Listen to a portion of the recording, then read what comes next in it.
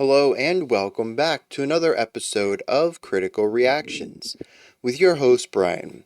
We're going to wrap up this week with a full album review, which is where I look at an album track by track, exploring each track in isolation and its placement within the larger work. Today we're going to be looking at a band called Bright Eyes. The album is I'm Wide Awake, It's Morning, their 2005 album. We have 10 songs here at a total of 46 minutes. Let's dive in, see what's going on with the first track at the bottom of everything. So there was this woman, and she was on an airplane, and she's flying to meet her fiance, sailing high above the largest ocean on planet Earth, and she was seated next to this man who, she had tried to start conversations, and the only thing she'd heard him say was just to order his Bloody Mary, and when she was sitting there and she was reading this really arduous magazine article about a third world country that she couldn't even pronounce the name of, and she's feeling very bored and very despondent, and then suddenly there was this huge mechanical failure, and one of the engines gave out, and they started just falling in 30,000 feet. The pilot's on the microphone, and he's saying, I'm sorry, oh my God, I'm sorry, I'm apologizing, and she looks at the man, and she says, where are we going? And he looks at her, and he says, we're going to a party. It's a birthday party. It's your birthday party. Happy birthday, darling. We love you very, very, very, very, very, very, very much. And then he starts humming this little tune, and it kind of goes like this. It's kind of 1, 2, 1, 2, 3, 4.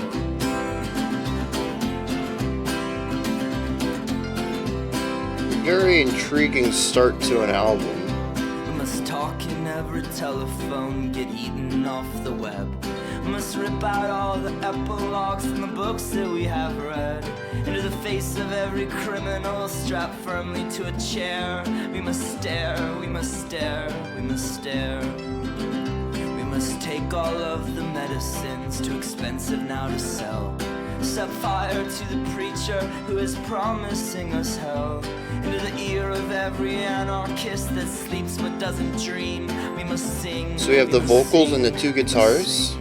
It'll go like this, alright. While my mother waters plants, my father loads his gun. 3 guitars. Says death will give us back to God, just like the setting sun is returned to the lonesome ocean. There's an interesting vibrato to his voice there in the chorus.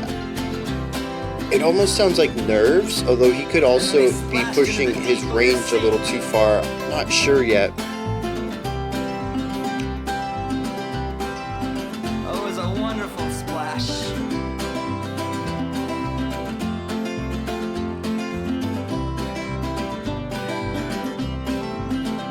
We must blend into the choir, sing a static with the whole. It's an interesting hierarchy of guitars too. The middle is very warm, resonant with the dark tone. The left is a little brighter. The right is a little brighter, and the left is very bright and also higher pitched than either of the other two. Up in the belfry where the bats and moonlight laugh. We must stare into a crystal ball and only see the past. Into the caverns of tomorrow with just our flashlights and our love. We must plunge, we must plunge, we must plunge. And then we'll get down there, way down to the very bottom of everything. And then we'll see it, oh we'll see it, we'll see it, we'll see it. Oh my morning's coming back. The whole world's waking up. All the city buses swimming past. I'm happy just because I found out I am really no one.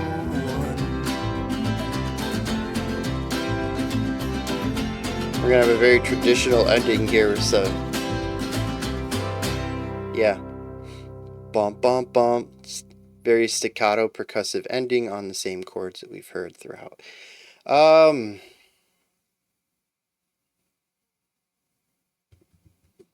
Okay, this is interesting. I'm let's start with the positive. I like the hierarchy of guitars here. As I mentioned, the center one is a bit lower, both in tone, but also in timbre. It has this dark warmth to it. Then we have our right panned one, which is a little brighter.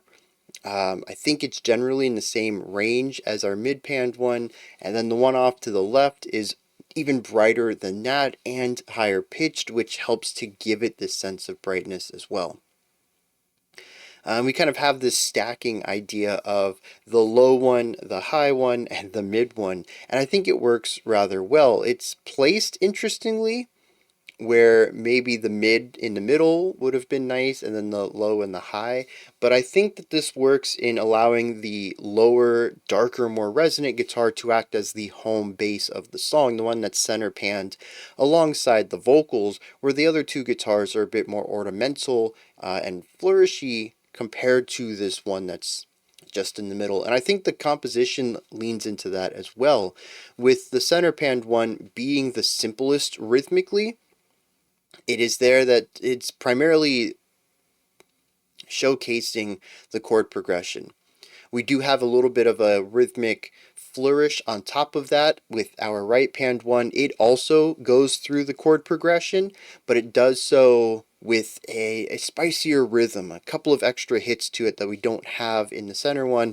And the one on the left, as far as I can tell, is just a single note, providing something mildly melodic. Not necessarily a melody, but it is a moving idea, more so than the static chords that we have in the center and right panned ones.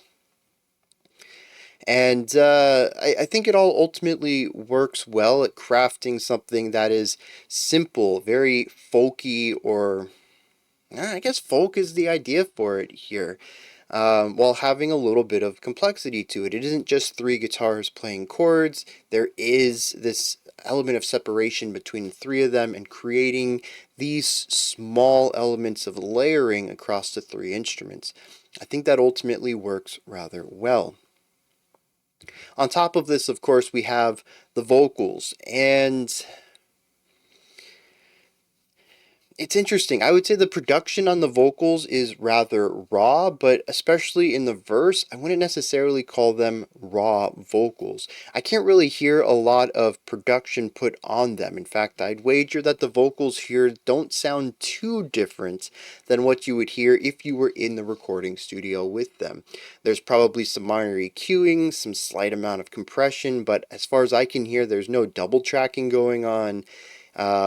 There's no ways of dressing up the sound, of making it, especially compared to modern mainstream vocals, and crafting this larger than life sound on them. This feels very live. I really think that's the best word for it.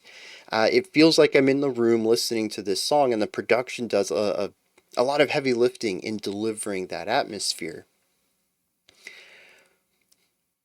The other thing about the vocals, though, is when we get to the chorus, there is that really heavy reverb on specific notes, or I suppose the ends of specific syllables, where it shines most brightly.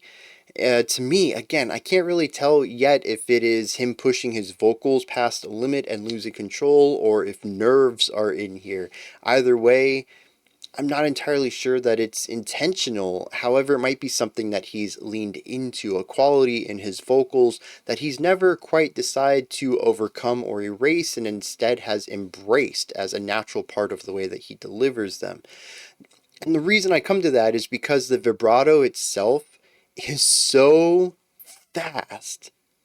Sure, I'm sure somebody could produce this type of vocal as much as they wanted to and have full control over it, but it simply isn't a standardized type of vocal vibrato. It's not, well, even outside of vocals, it's too fast to have the effect that vibrato usually has.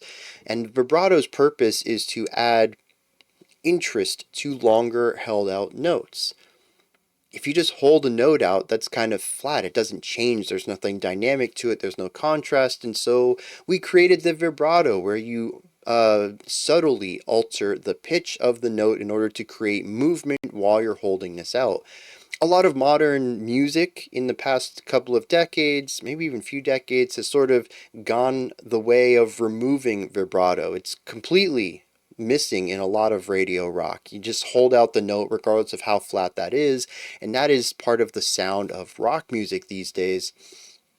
But um, nobody's really gone the route. I say nobody. I'm sure there are vocalists who have capitalized on this, maybe have even learned the technique to utilize such a fast vibrato, but it almost becomes distracting. It removes the effortlessness that vibrato is traditionally used, again, to create movement without drawing attention. And it's so quick. It catches my ear every single time. And it does sound like what I've heard people with nerves do. And I've been there. It also sort of affects airflow. You can hear it in a trumpet player as well. If they're nervous, it affects the way that they sound too. It's overall just a lack of control of the body, of all the muscles necessary to produce the sound. Um, I don't know what to make of it yet. I think it kind of fits everything. I don't think it's negative in any way, and that's why I kind of think that it's a possibility that this vocalist has just leaned into it. He is nervous when he sings, and instead of trying to erase that or overcome it, he embraces it as an element of his timbre, of his vocal approach. But I think it's interesting to hear it paired against the harmonies in the chorus as well, which are very clear and stationary. There's a static, there's an element of control to them, and they're even higher. They're at least an octave higher than the vocalist's main line, but they provide a rigidity against that quick vibrato that introduces dissonance, where maybe the two notes themselves are not dissonance, but the minor, well, it'd be on the lower one. The minor warble down here creates friction between the two notes as that pitch is raised and lowered, constantly flattening and sharpening rapidly.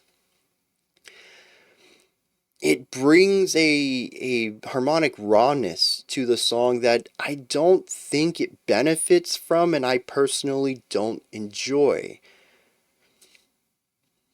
And I think what's even wilder is, again, on paper, those dyads that they're singing are not dissonant harmonies, they're consonant. It's the performance that makes it dissonant, and that hurts even more, at least for me. I kind of wish the vocalist chose not to do that. The vibrato, that is.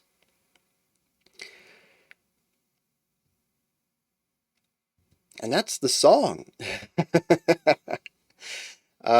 We have the intro, which isn't musical. It's an interesting introduction to this group and to this song.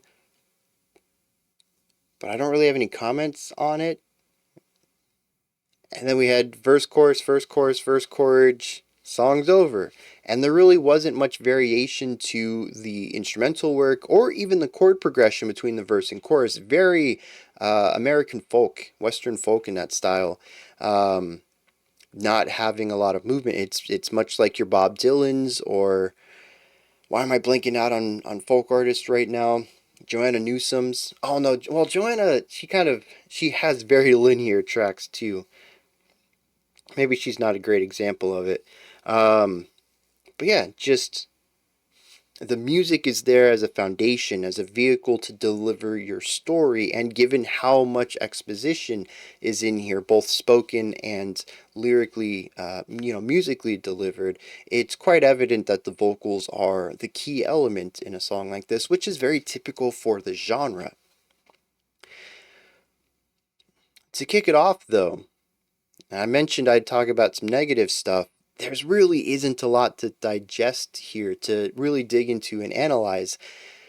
I'm hoping the rest of this album might explore some different directions, but this is very straightforward folk with very straightforward composition. We have a chord progression with minor variation between the three instruments, all providing harmonic information, and then a melody on top, and that one idea is consistently played. We have two different melodies, the verse melody and the chorus melody, but what's played underneath it is identical for the entire song. Again, all of this is pretty typical for folk, indie folk, folk rock, which I don't know if this necessarily goes in that direction. Indie folk is probably where I would classify this song. But I mean, that's it. You have harmony and two different melodies to choose from, and 2.5 minutes, 3 minutes of music based off of those two ideas.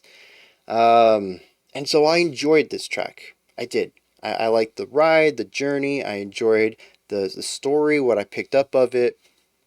But I don't know if the album continues on this route, if it's going to be a fantastic video for the channel, if that makes sense. Now, maybe there's a lot of lyrical discussion to be had here, as we have seen in the past, especially with Bob Dylan, bringing that guy up again, where the musical analysis was a bit lighter, but the lyrical analysis was denser. And this could be much like hip-hop, like when we checked out an Aesop Rock album. Musically light, lyrically dense. But right now, unless things change, this might be a very short album review. As musically, if they continue on this road, I won't have a lot to talk about. With that said, I do think this is one of the quickest times we have had an introduction to an album move into lyrical discussion. It's only been 17 minutes, but that is where we are going now. Let's see what they're talking about in At the Bottom of Everything. Alright, so the song goes through a lot of different perspectives and moods and metaphors, but the general gist is about fighting for the future, whatever that takes. The initial spoken word story at the beginning is about two people on an airplane, and the airplane begins to fall. One of the engines goes out, and presumably everyone is going to die. This does pick up later. We never really get the ending to this story until the end of the song. But then it talks about the negativities of life. Staring at people on the TV as they create laws and also sometimes break laws that affect your life, and they don't seem to really care. About paying for medicine that's too expensive, about listening to preachers who only promise the hell and the brimstone, about blending into your environment and being told not to be unique, about memorizing some numbers and denying yourself a soul. The numbers says memorizing 9 numbers, which aligns with the U.S. Social Security number, which I assume is what they're leaning to. The idea of not being a person, though, talks about having to run the rat race, trying to put everyone around you down so that you can come out on top and have privilege and property. But it fights against that. It says that we must talk in every telephone. We have to rip out the epilogues from every book we read.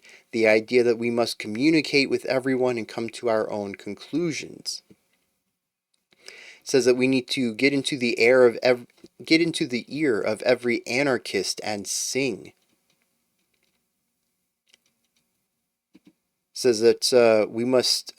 It says sometimes we only stare into the crystal ball and see the past, but we must go into the caverns of tomorrow with just our flashlights and love and make the plunge. The idea that it's easy to just look at the past and say, well, that's that, but it's difficult to take the step into changing the future, plunging through the caverns of tomorrow, which, again, like I said, the metaphors in here they're all over the place. He says, as we take that plunge, though, we'll get down to the bottom of everything and we'll see it. And the song ends that on My morning's coming back and the whole world is waking up, all the city buses swimming past. I'm happy just because I found out I'm really no one. Which could be taken in a few different ways. There's certainly a pessimistic angle to that, but I think given the idea of coming together, of finding unity within groups and trying to make a better future because the present isn't great, I think it's about realizing that you're not supposed to be someone special. None of us are really a prophesized hero of the world. None of us are going to be a savior like they are in the movies. We're all no one, but that allows us the ability to look past and outside of ourselves and create connections around us and find strength in numbers to be part of something larger without being the part alone. Which actually did just led me to something interesting. We always see these stories of the lone hero who has to take everything on themselves. They might have a couple of friends around them, but they never let them carry the burden. And I think that people often want to be special. They want to be some sort of chosen one. But honestly, that always sounded terrible to me. Of being the only one who could do something, of having that pressure put on you. The idea of being in a group and of having support structures always seemed like a better option to me, of having that strength in numbers, not having to do everything myself. So I really like this final idea. I'm happy because I found out that I'm really no one. I'm just one of many, but we can make change together. What does any of this have to do with the music? I don't know that this album's going to have anything like that on here, where there is thematic connection between the lyrics and the music. We might see some changes. Again, we've only listened to one song, and it is an album intro, so those can be very different from the core sound a band goes in. But if this does end up just being some indie folk, we're going to primarily have palatable chord progressions underneath lyrics and not really a lot of ways that we can warp that where we can find emotional resonance between the two. Musically, this song tends to be a bit brighter and happier, and it's paired against moments of darkness, of looking at the negatives of the world. And of course, all of that is preceded by a story of people in a plane plunging down into the water. So I'm sure there could be an argument about opposing emotional themes here, where we have bright music and heavy topics. But that isn't too consistent either. As I mentioned, there's quite a few positive lines in here, and the final thought is positive too, which does line up with the music. So I don't think this is a part of, or this isn't necessarily an attempt to emphasize a specific theme through dichotomous elements in the music. But I can also be proven wrong, and I kind of hope that I am, because once again, if it doesn't have any of the extra depth to it, I don't really have a lot to do with my job here today other than enjoy some music, which I am not entirely opposed to. With that said, though, let's move on to our next track called We Are Nowhere, and It's Now. Let's dive in.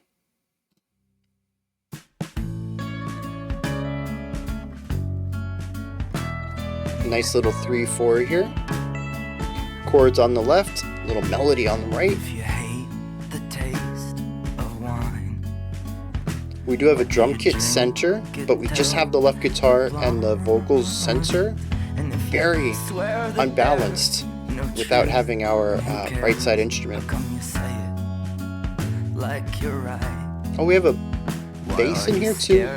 To dream of God when it's salvation that you want. You see stars that clear have been dead for years, but the idea just lives on in our wheels that roll around as we move over the ground.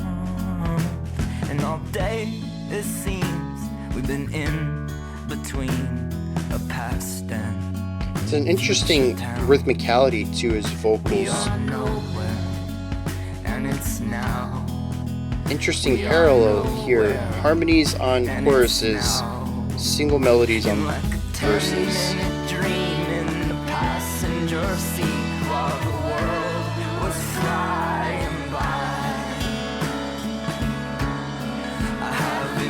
Some real heavy dissonance there. It feels like a lifetime.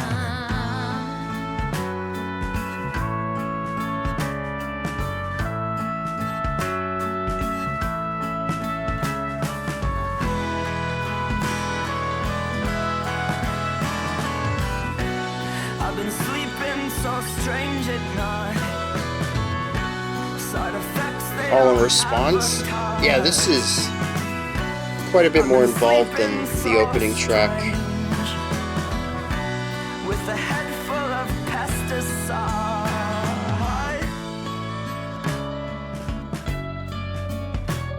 We got our same melody over here. So we had like intro, verse, chorus, post-chorus. The intro again, verse.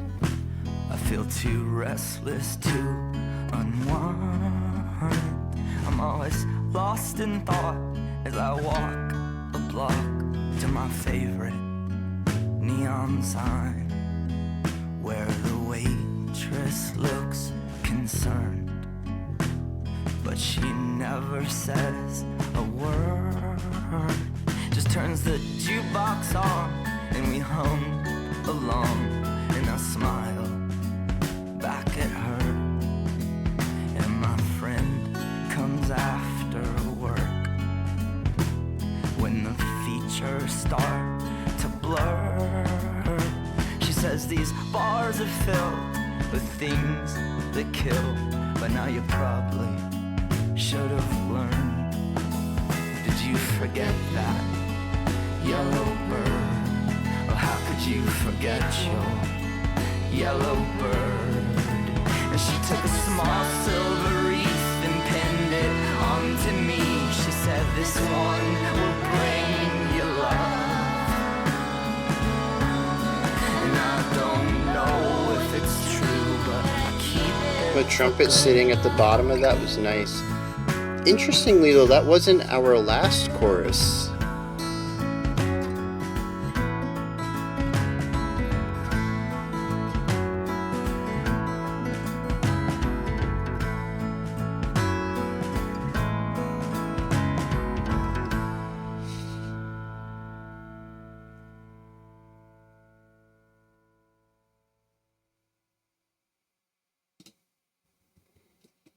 Yeah, I enjoy that. You come in with the album with something a bit simpler, straightforward, then you give me something a bit more complex with some depth on track 2. That's fantastic.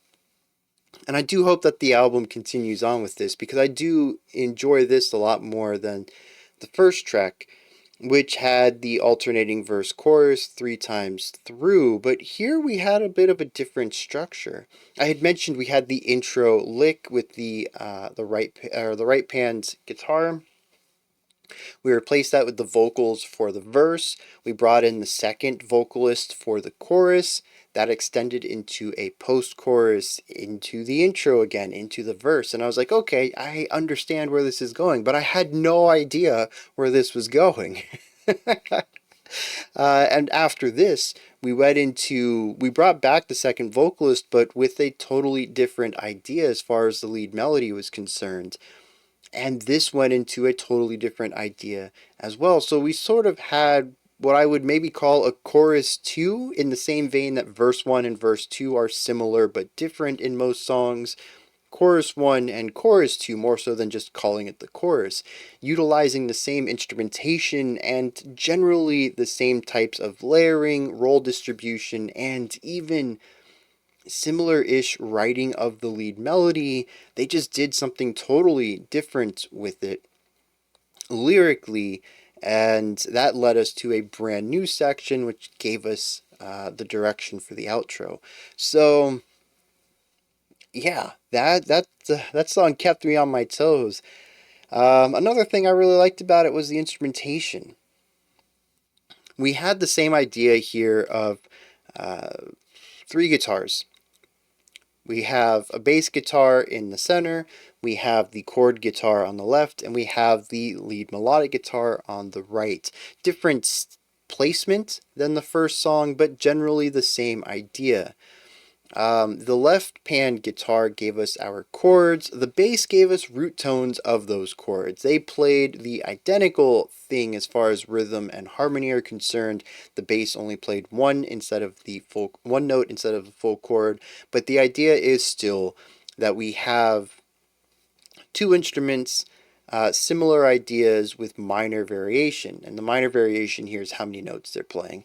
And then on top of all that, we have a higher pitched, brighter instrument that gives us a bit of a melodic idea. Now, in the first song, it was just a simple little lick, some ornamentation, but here in the second song, we have a full on lead melody after the chorus and at the beginning of the song. The intro section, that I call it. I really like this because it begins an idea that we see consistently throughout this song. It is where melody is given depth. Here we have a melody in the guitar that leads to a melody in the vocal. Different melody entirely, but we have this passing of the baton. I had my turn, now it's your turn. Then later on, that guitar comes back and we have some call and response. Then we have a trumpet solo.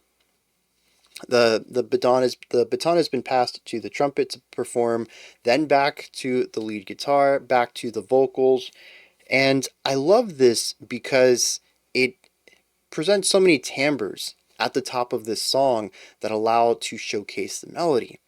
But it also gives us varying styles of melodic writing. We just have single melody in a lot of this, but we have the call and response, the quick back and forth, but we also have counterpoint. There was a section in there where I had mentioned, there's a trumpet at the bottom here that I really like. It was quiet. It wasn't playing counterpoint in a way where you're supposed to hear all of the different melodies simultaneously, but it was playing a melody a bit quieter and produced a bit beneath the song. There was also a moment where a piano came in and did a little melody alongside the vocals in verse 2, somewhere towards the end, maybe around like the 50 to 75% area in there. And it allows for all these various types of melodic writing that I just really love. As much as I enjoyed the general gist of the first track, it was a bit simple for me. I would have enjoyed any sort of complexity to it. And here we get all of it. We have call and response, we have counterpoint, we have ornamentation, we have passing of the baton. All the ways that you can write melodies in different formats is present here, and I think that's awesome. It allows the song to feel like it is consistently moving towards something. There is this constant shifting sound to the melody, whether it is the composition itself or the instrument performing it. Speaking of, there are a lot of new instruments in here, and I've kind of touched on them already, but we do have piano popping up in the second verse somewhere. I don't think it ever came back again. It was just that one moment. The trumpet came through a couple of times. I'm a huge fan of trumpet. When I heard it, I was just happy. It's as simple as that. Bryan plus trumpet equals smiley emoji. And we had the bass guitar. We had drums in here. They don't really add much. They're very light, very simple, very functional. There's a couple of neat little ornamental rhythms that we get in here, some syncopation, but for the most part, it's there just to create the backbeat, which is perfect for the vibe of the song. It's very light, very personal. We don't need anything loud or bombastic or trying to steal the show. So it was actually, I mentioned at the beginning, oh, there's a drum in here. But honestly, listening to most of the song, I forgot the drum was there entirely. It's really pushed into the background of this track. And there's also the second vocalist, which I thought was interesting. We already had a second vocalist harmonizing on choral chorus vocals, isn't new for the album, but I think that was a different vocalist. Instead of having a tone that pierced through the song, this one was just as wide and resonant as the main vocalist. It was just, again, higher in pitch. And I found that to be an interesting decision. Maybe it is the same vocalist. They're generally in the same range, but the delivery was wildly different. Slightly different coloring to it. 2 songs in, 2 different sets of harmonizing vocals. That intrigues me. I hope that continues on. Maybe they have multiple backup vocalists in the group. Maybe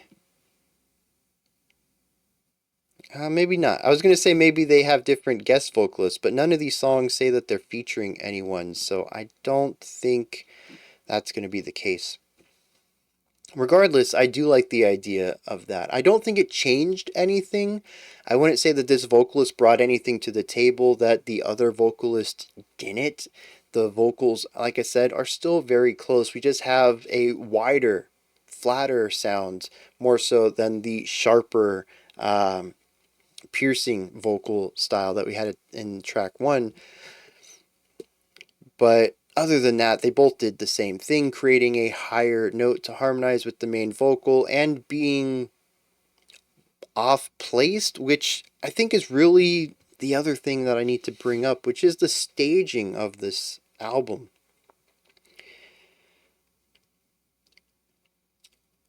Most albums put their instruments all in the same place from track to track, and so far that isn't true here. Both of the songs we have put the instruments in different places. But there also isn't any attempt to make balance in every section. For instance, the opening of this track feels very balanced. We have the drum and bass center, we have the chord guitar left, we have the melody guitar right. The melody guitar dips out and the vocals pick up center and the song feels lopsided. There's really nothing coming out of the right side anymore. We only have whatever resonant sound is carrying over to that direction from the drums and primarily the vocals. But even when we get to the chorus and we bring in some of the more melodic ideas over here, whether it is the piano or it is the trumpet or the guitar, whatever's going on, our second vocals are hard left panned. So what was balanced originally now still leans a bit left. It's interesting to me. The only time I really hear anything like this is when you have live recordings and you want it to be mixed as if you were in the audience and you want to hear exactly what they're playing. So if you're watching an orchestra and the whole band stops playing except for the tubas, right? And for whatever reason, you just need a moment of really low power. The tubas are usually presented in the backstage left, which means that for the audience, they're going to hear a lot of this from the right side. And that kind of staging would show up in the mix as well. Again, presumably, if you want the recording to sound like you were sitting in the auditorium, the natural acoustics of placement on the stage are going to be present in the recording, which just leans into the fact that this feels very live to me. And I love that. It does create odd moments. Like I said, this song kind of feels lopsided consistently, but it's also just a part of the performance too. Different instruments are going to be playing at different times, and all of this is acoustic. The bass might be electric, but everything else I think is acoustic here, which means you would be, it might be mic'd up, you got speakers and stuff, but the acoustics of the room and where people are playing things are also going to lean into how people hear it. And so it does feel like a very natural recording of a performance. And I really like that. Again, it's not something that I think distracts me or is a negative. It's just an oddity of the way that it's presented to me. It's just different from things that are very studio focused to create a specific sound rather than to record a specific performance. And it's just something that I'm getting adjusted to. We don't have stuff like this on the channel too often, and so this sticks out to me a lot when I'm paying attention to the production of it all. The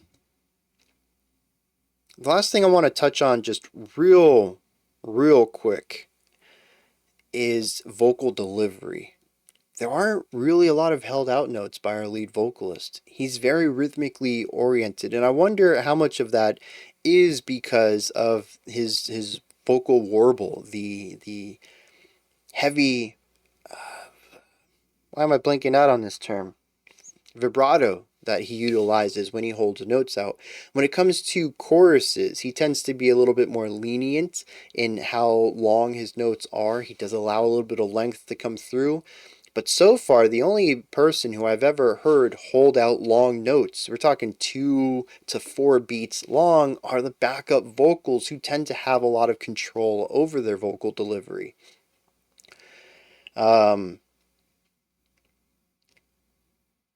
I don't know if that is an intentional choice, because he does want to tell a story and he wants to put a lot of words and syllables into a short amount of time. You listen to the verses and they tend to be very dense lyrically. When I looked at the lyrics for that first track, I mean, we only had a couple verses and choruses, but it was a huge poem as far as words are concerned.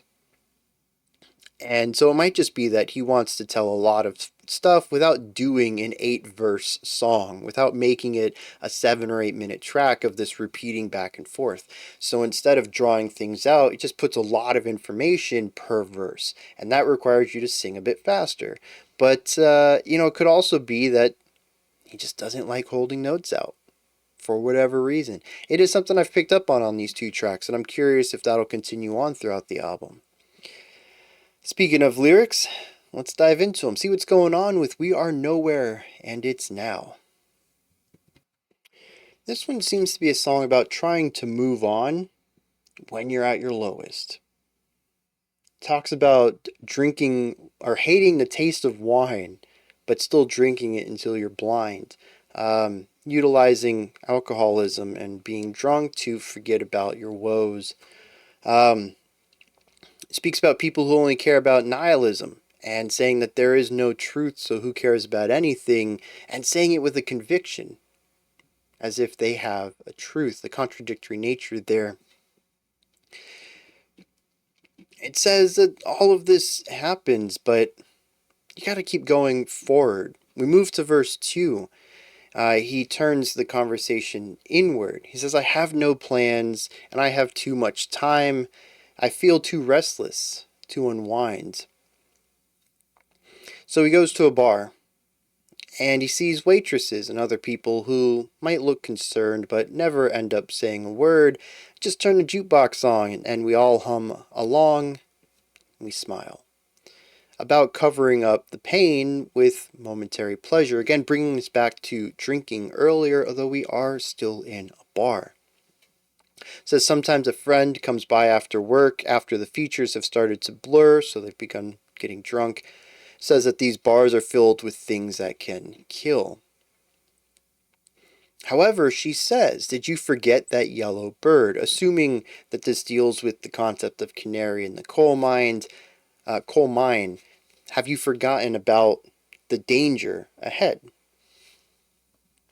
And so, she takes a small silver wreath and pins it on to me. Says, this one will bring you love.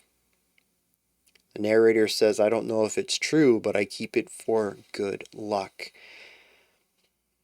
So, they're not superstitious, but they're not going to throw away a good luck charm either. And so they are at a pretty low point here, but are still trying to find some positive in life. Sometimes that positive is momentary, but sometimes something that they keep, little good luck charm. All of this brings us to the chorus, which says, like a 10-minute dream in the passenger seat while the world has been flying by, I've been gone very long, or haven't been gone very long, but it feels like a lifetime. Speaking about the weight of being in this melancholy. It hasn't been a very long time, but the wait has stretched that time out. The bridge explores this more, says, I've been sleeping so strange at night, side effects that they don't advertise, and a head full of pesticide. Presumably that it says side effects they don't advertise, I interpret pesticide as being medication. It might help, but it also hurts.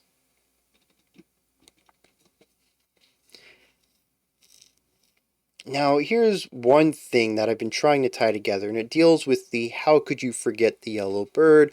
A little bit before that, the friend of the narrator says these bars are filled of things that kill. By now, you probably should have learned. Assuming they're speaking about alcohol, alcohol might have killed somebody that they know, which might have led to this depression, which is what this whole song is about. And that person dying from alcohol, whatever it was the canary in the coal mine. This person should know not to get this drunk because they've seen what it can do to other people. By the end of it, though, our narrator hasn't changed their mind on things. They just hope that this little small wreath that they have pinned onto them helps them in the future, possibly avoid an ending like the other person. So this is a very heavy song. It's about being stuck in depression and not being able to get out, and nobody really knowing how to help with it. He feels alone through all of this, and even his best friend can only say, dude, why are you still doing this? Here's a good luck charm. Hopefully you survive. And it's in a song that isn't really dark musically. Again, this is brighter indie folk stuff. Although this one I'd probably put in indie folk rock. Indie folk rock? Can we mash that together? Regardless, though, maybe that's the point of it too. I mentioned by the end I feel that there is an element of hopefulness to this, wanting to find the best in a dark time, and maybe the purpose of the brighter music against the darker lyrics is supposed to showcase this. Alright. Moving forward, we have Old Soul Song for the New World Order. We might be getting back to some social commentary of track 1 here, given the title, but let's dive into it and find out.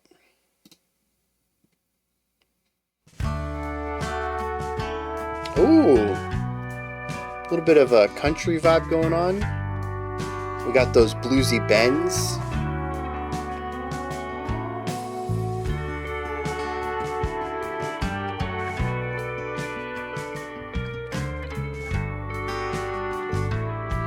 Nice orchestration with a few different moving parts here. Gray light, new day leaks through the window. An old soul song comes on the alarm clock radio. We walk the very different staging. Again, the drums are pushed out to the side. Very different from how it would be for a live production of this. Unless we have two drum kits. And there were barricades to keep us off the street. But the crowd kept pushing forward till they swallowed the police. Yeah, they went wild. Yeah, they went wild.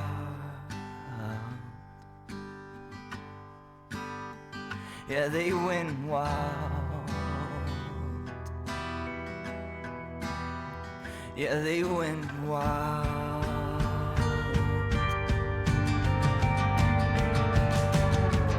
The harmonics into the bend on the left, that was really well done.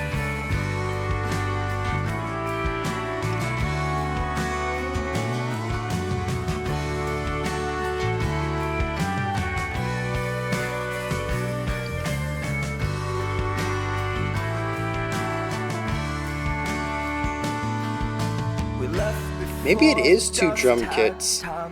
I hear snare hits on both, but I only hear ghost snare hits on the left. It's really wild production, and I do think that this in particular is a bit distracting. wishing so bad that it held some kind of truth. And I stood nervous next to you in the dark. Hi-hat on the left, snare on the right. You dropped the paper in No, that's backwards. And it all begins to hi-hat on the right, snare on the left. That's wild. Yeah, they go wild. Yeah, they go wild. That little bass growl there, I like that. Yeah, they go wild.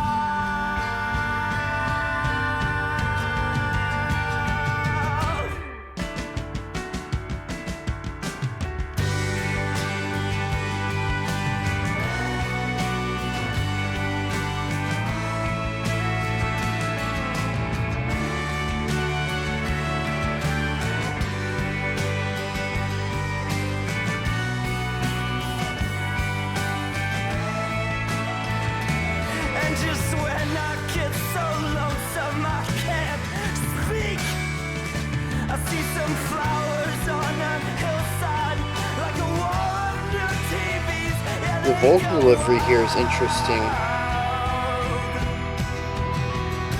yeah, they go wild. Yeah, they go wild. Yeah, they go wild.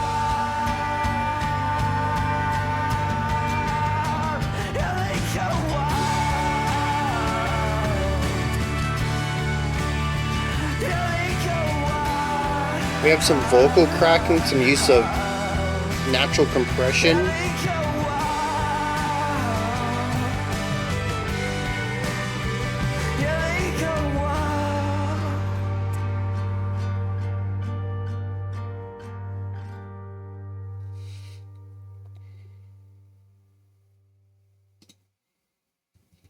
This is going to be a short one, just a couple of things I want to touch on.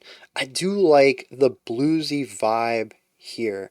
I think it brings in a little bit of tension that we haven't really seen on the other two songs, although this one also feels a bit more positive and hopeful than the other two tracks. So again, we have this contrasting theme, although we'll get into that when we read the lyrics. Maybe I've missed a few lines that paint the song in a different color.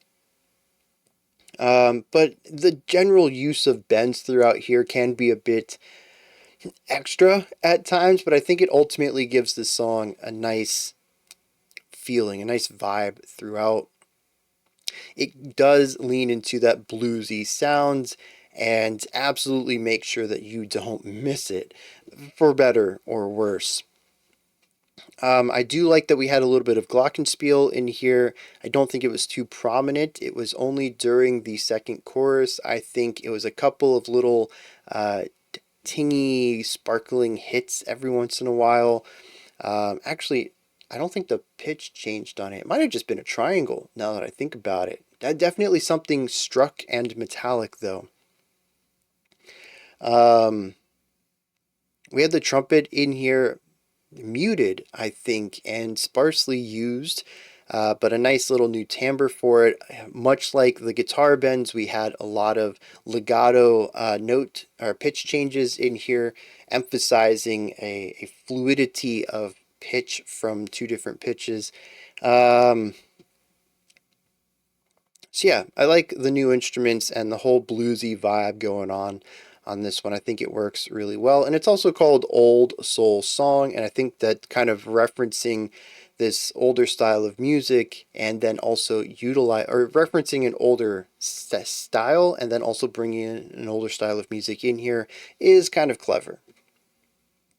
The production on here, though, is bonkers. I have no idea how to interpret this.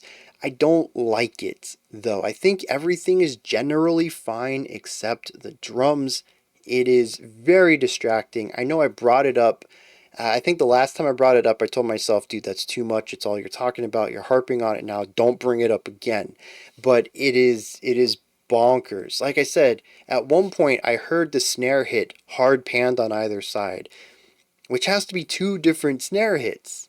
I mean, I guess you could just take one stem and then duplicate. That's still technically two hits though, even if you're just copy pasting the stem. But ghost notes were only showing up on the left. It was bonkers. Also, hearing this gulf of separation between the hi hat and the snare is wild to me.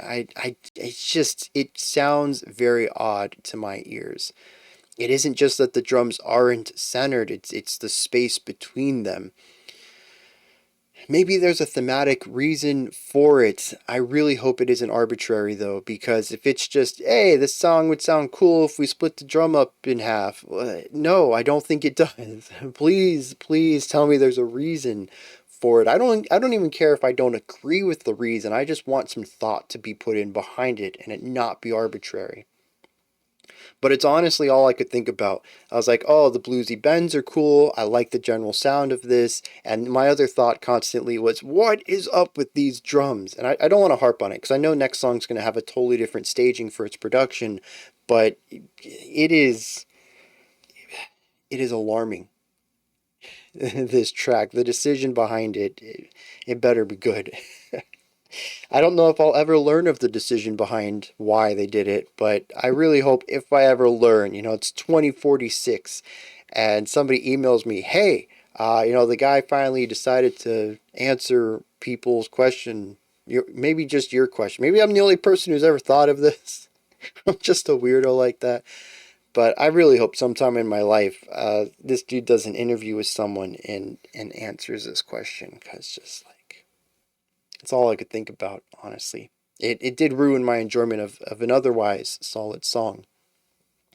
I did like the extra vocal stuff going on in here, though, too. We didn't utilize harmonies in what I perceive to be the chorus. I thought that was interesting, a change of pace. We had two different vocalists on the two tracks doing backup vocals. Here we don't do them at all. There was one time that I heard the backup vocalist, different placement. I think it was the same vocalist or the same vocal style from track 2, but it was only on a couple of syllables one time in the song. So, interesting decisions. They continue to keep me on my feet. It's interesting how all of these songs are very clearly folk, rock, indie rock kind of vibe.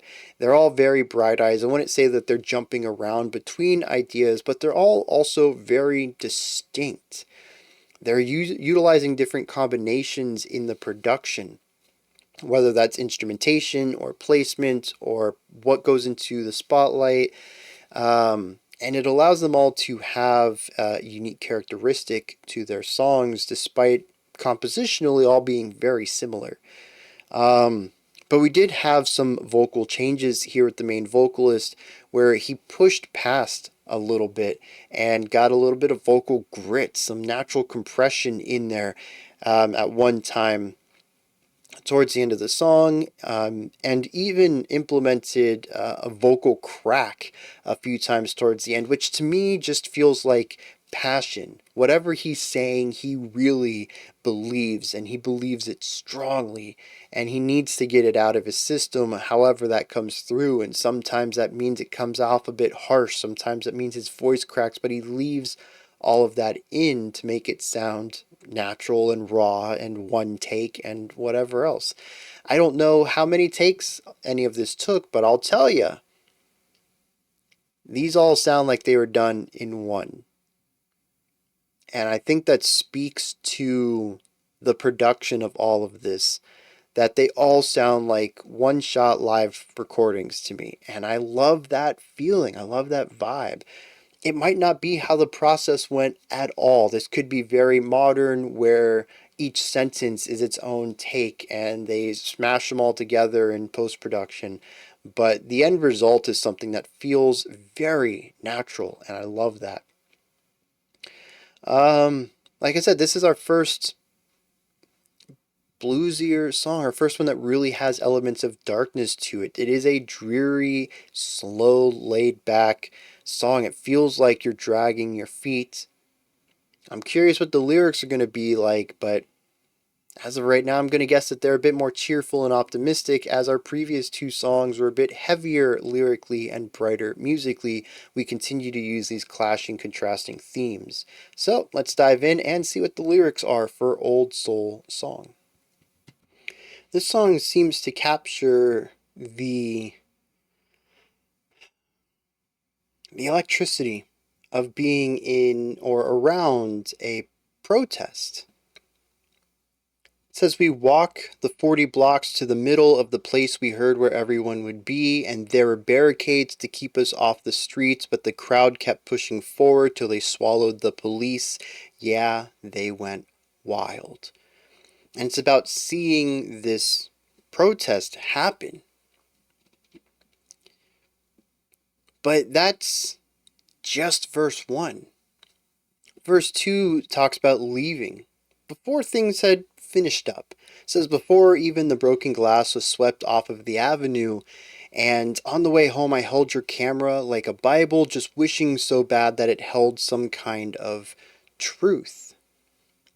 It talks about them being in the dark room, and I really like this. It says, you dropped your paper in the water and it all begins to bloom. I want you to keep that in mind as we push forward. Now, we don't have a third stanza in full. We just have another pre-chorus into a chorus, and the chorus is just the repetition of yeah, they go wild. But our final pre-chorus says, and just when I get so lonesome that I can't speak, I see some flowers on a hillside like a wall of new TVs. Yeah, they go wild. And we have this parallel drawn between flowers on a hillside and the protesters. And watching these protesters, swallow the police, and watching them grow and push forward, having their beliefs be the passion that drives what they're doing. And most people protest in order to make things better, to improve livelihood, or to change the way people think, but it's about growing as a society. This is a tough spot that is required to facilitate growth. And so we have this idea that the truth says that he holds the camera like a Bible, wishing that it has truth in it. Whatever pictures they captured of this protest, they hope that there's information there that's going to bring people knowledge about this event, why it went on, what happened here. And the pictures begin to bloom. This information grows out of it. And so later on, when he says that he sees flowers on a hillside, they also go wild, as the chorus states. And I just like all this imagery combined. It's a very simple song. Verse 1, hey, we saw a protest. Verse 2, I hope the pictures of the protest turn out well. And then the chorus, they go wild. There's not a lot here. It's really interesting, too. This is an inversion of the first song, which was lyrically dense and musically simple. This song was musically dense and lyrically simple. But I think it is efficient in that it's an effective simplicity. It says exactly what it needs to say and nothing more. And as I stated, this is a bit of a positive take. While there is the neutral or negative element of the protest, after all, utopias don't have protests in them. So something bad was happening and the people needed to showcase their dissatisfaction with it.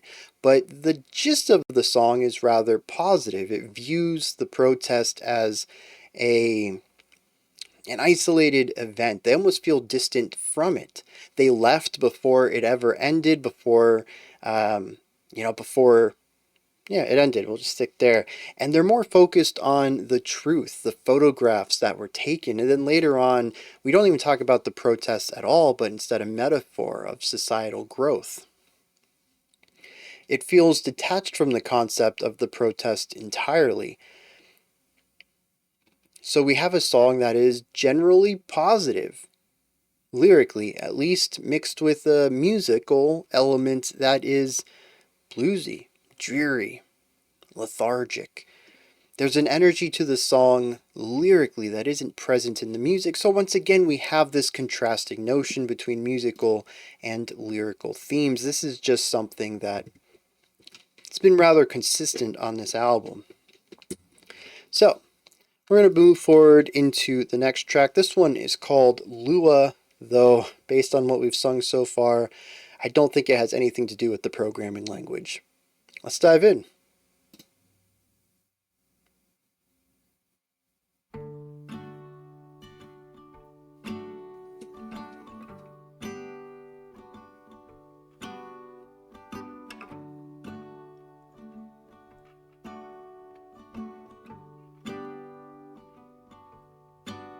Interesting to have the emphasis on beat 2.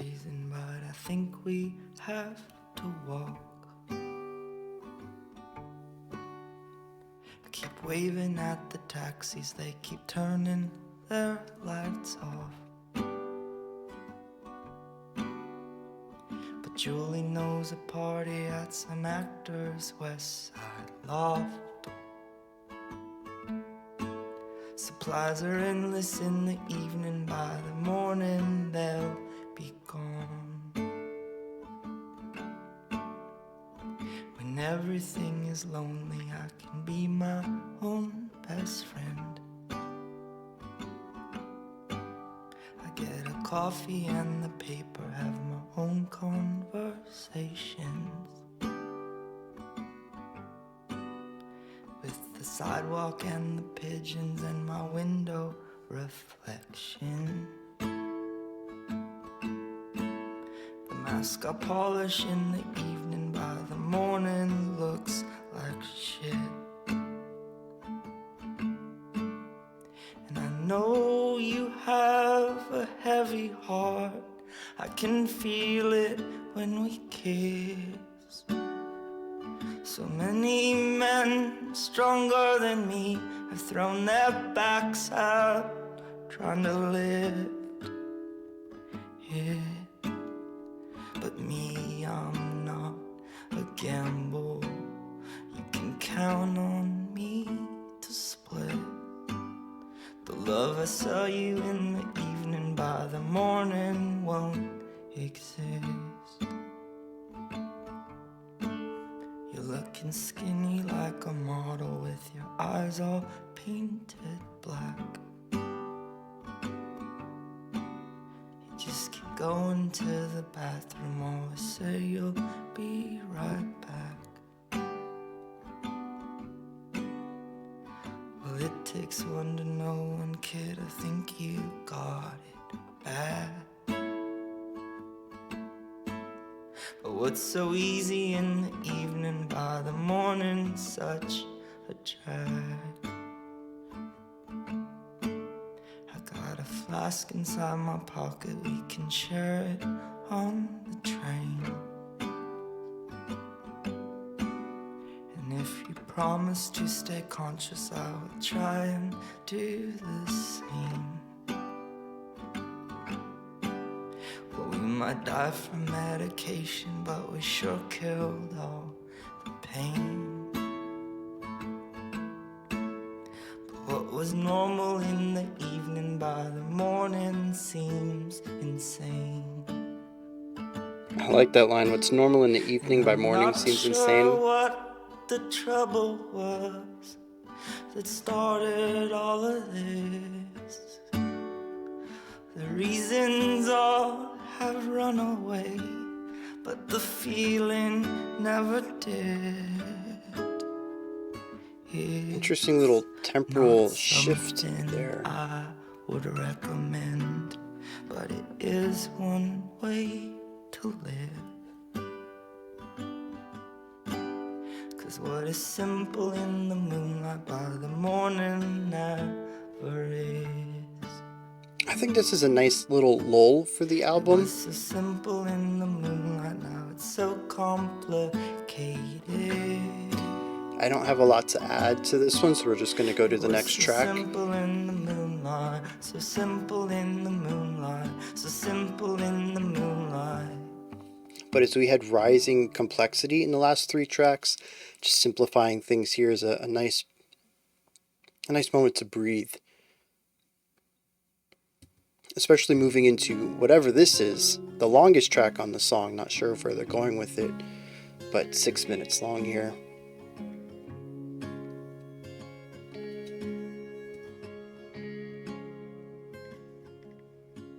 You were born inside of a raindrop, and I watched you falling to your death. And the song, well, she could not save you. She'd fallen down too. Now the streets are wet, body of water, toxic and timeless, Atlantic Ocean, New York skyline. I always get lost when I leave the village, so I couldn't come meet you in Brooklyn last night. But I sing glory from my lowest, and I will say peace. Okay, I can get behind this. While the world waits for an explosion, that instant Nice little swung idea on the snare. it wipes the slate clean. So don't be fooled. Yeah. No, don't get lied to. Love was always cruel. Don't act strange, don't be a stranger. It happened to me, now it's happening to you. But if you take that train underwater, then we could talk it through.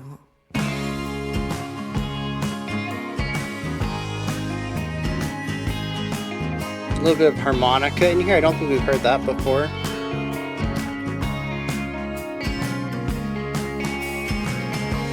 That guitar line over there, the last 4 bars were a small variation on the vocal line. This is new though.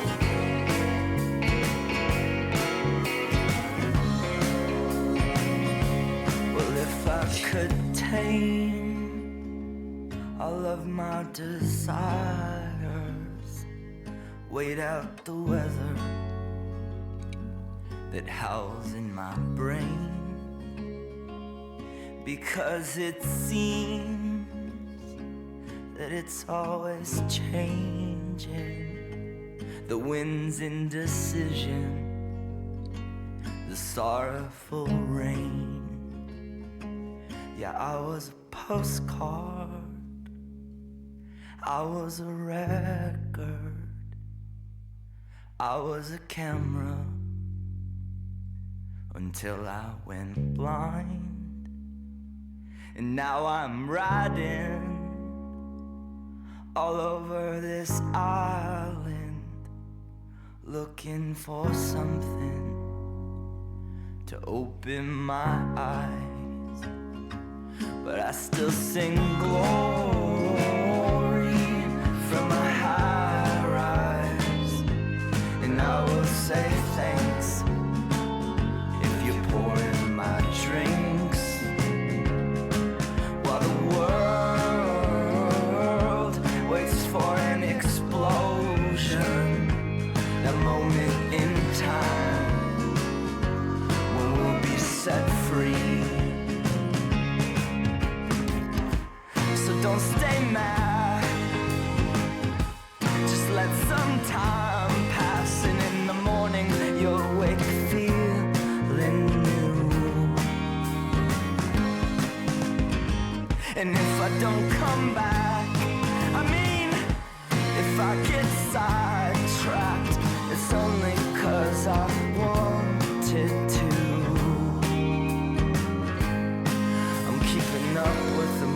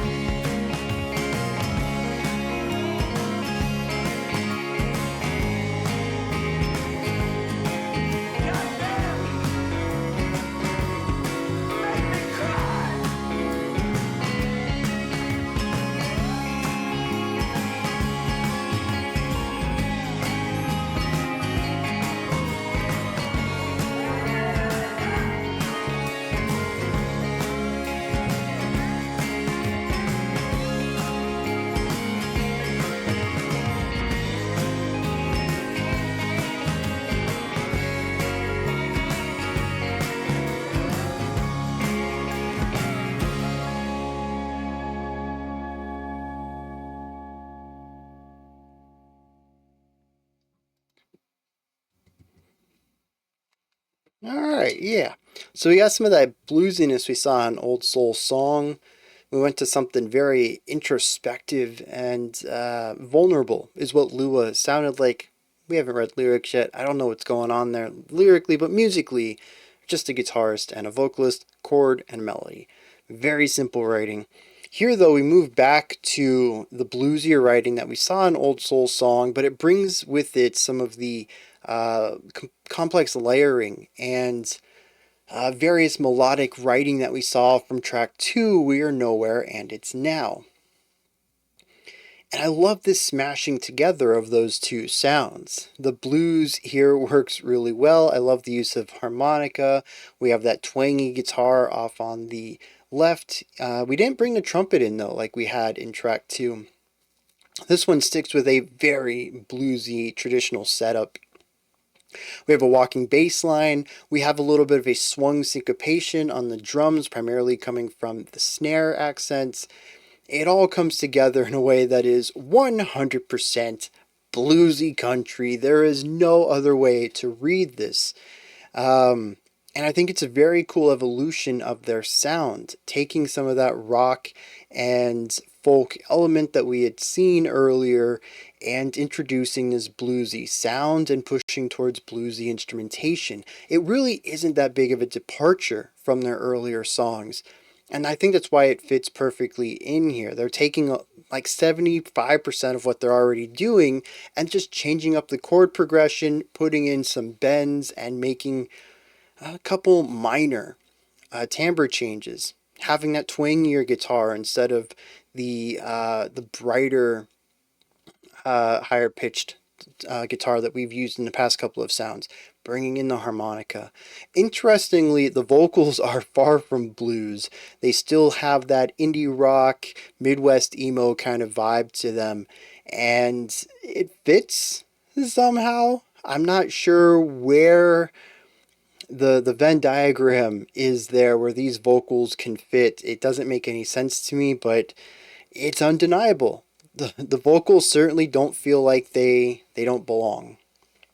That's a lot of double negatives in there. The vocals certainly feel like they fit with this, despite I've never heard these type of vocals in a very traditional blues track before, and it absolutely works though. I'm not sure if that's something they're doing specifically. Maybe there are some underlying elements to the vocal delivery that I'm not picking up on. They're not really that noticeable, but they do change the relationship to the music. Or, maybe emo and blues have always worked together and just nobody that I've heard before has made that connection and has tried to do it. But I'm actually really surprised with the way all of it comes together.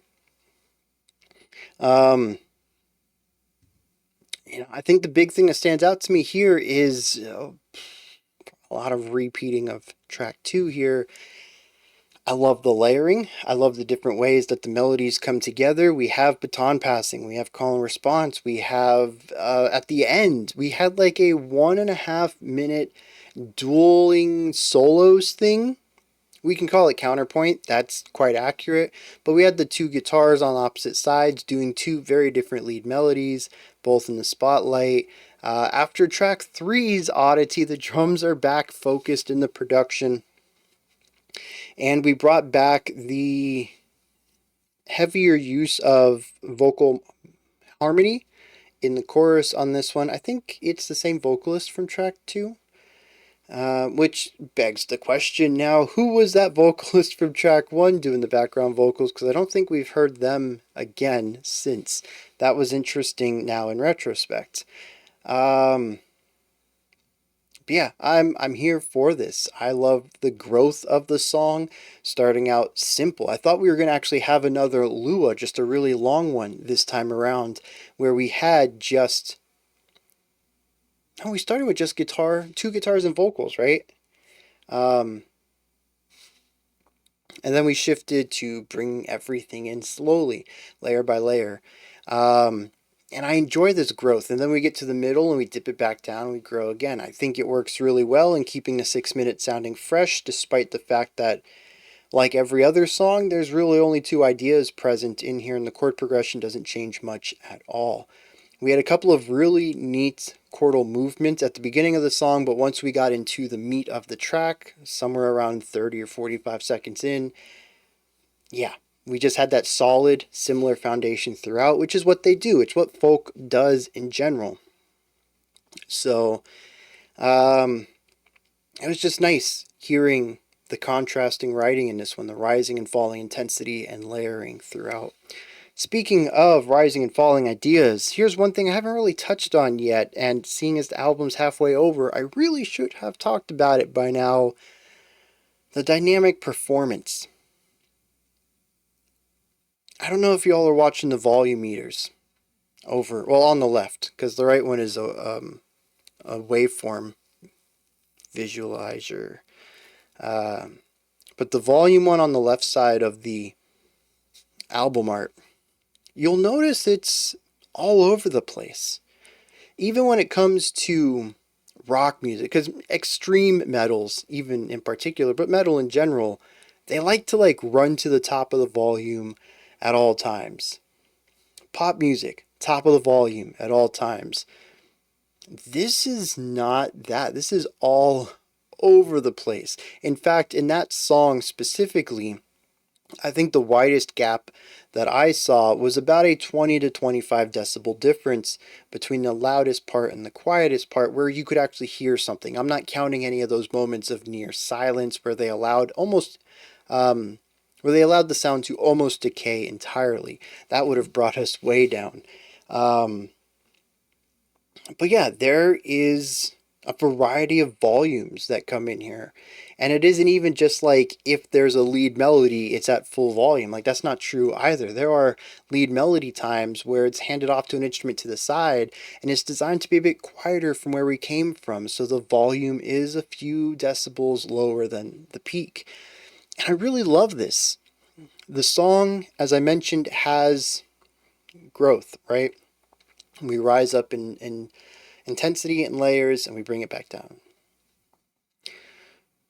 But it also does this with volume, and there's quite a few times where the vocalist will be singing at a pretty high volume and then kind of bring it down into a whisper and allow dynamic elements to the whisper as well, with some a bit louder and some barely making the cutoff at all.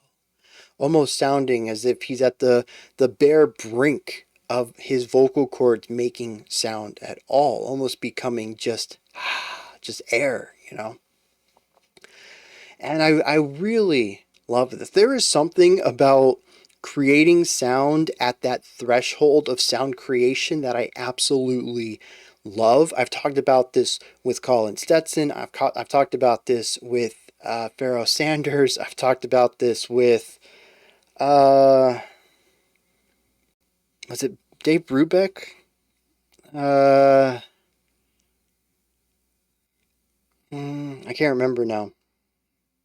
It's come up a few times on the channel, and I pointed out every single time, and I never really noticed this element of my biases, but I just really love that when I can tell that if there was just a little less air pressure, this voice, this instrument, if it was strummed just a hair bit lighter, would produce no sound.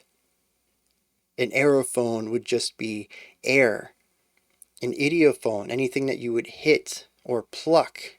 Actually, no, I think guitars aren't in the idiophone family, are they? I think plucked instruments have their own family, even though it is a hitting maneuver.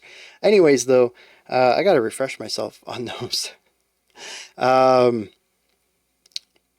yeah, just the idea that the song wouldn't cease to exist with any less effort. And it takes a lot of effort to get to that threshold and not dip below it. And the precision and mastery of your instrument to do that is something about it just feels amazing to me. It is the utmost amount of effort displayed by presumably not much. It sounds like you're barely doing anything and you're actually doing everything. And something about that conflicting idea when I hear stuff like this. Just, it always impacts me. And it does here as well. It is those moments where it feels like our vocalist is defeated.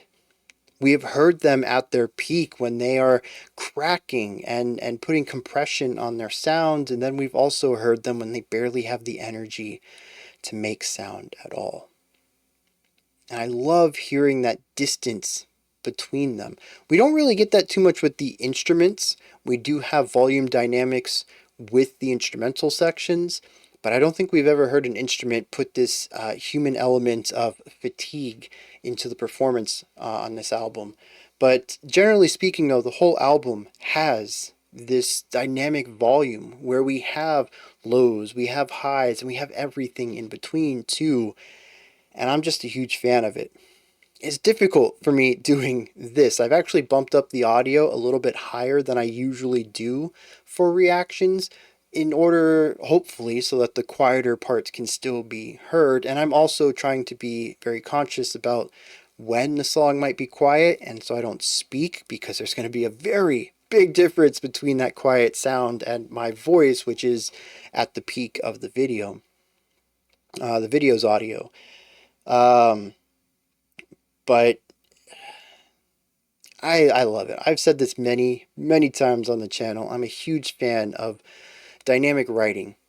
And volume is really the easiest way to do it. And I think it's such a shame that it's the one that's been thrown out the window as far as modern production goes. Because it's very effective at what it does. And there really isn't a workaround for it. So I'm glad to hear a band like this understand that, and I think it also adds to what I've been talking about this whole time, which is the feeling of being in the room with them. I still don't think I've heard a song yet that feels like a studio recording with that type of production, or overproduction, depending on your perspective of that. Everything has still felt really natural to me this entire time through here. We are halfway through the album, so we're going to do lyrics on both of these, but I'm also going to do a little bit of research on the band and see if there's anything that stands out to me. I'm not going to do a massive deep dive into their history, but I do like to check out the Wikipedia page and Genius annotations about the band and the album, just to get a little bit of extra context to what's going on. I don't think I need it for this one. I have a pretty strong grasp on what they're doing, but in the past it has helped with albums that have been a bit tough for me to grasp or get into or understand, and has given me a new perspective on it. Maybe I can still get a new perspective on this, something that helps me appreciate it even more. Alright, I found a ton of really cool information and even a question, even an answer to a question I had previously asked. First of all, Bright Eyes is labeled as an American indie rock band. This still sounds like indie folk to me, but we're looking at just one album of their work, so they've had quite a few, with a recent release too, 2024. Okay, you're not going to open up. I don't know if that's an EP or an LP, but it seems they've released something this year after 13-year hiatus, so that's pretty big. But it is founded by Connor Oberst, who was in a bunch of indie rock, folk, emo bands throughout the 90s and 2000s.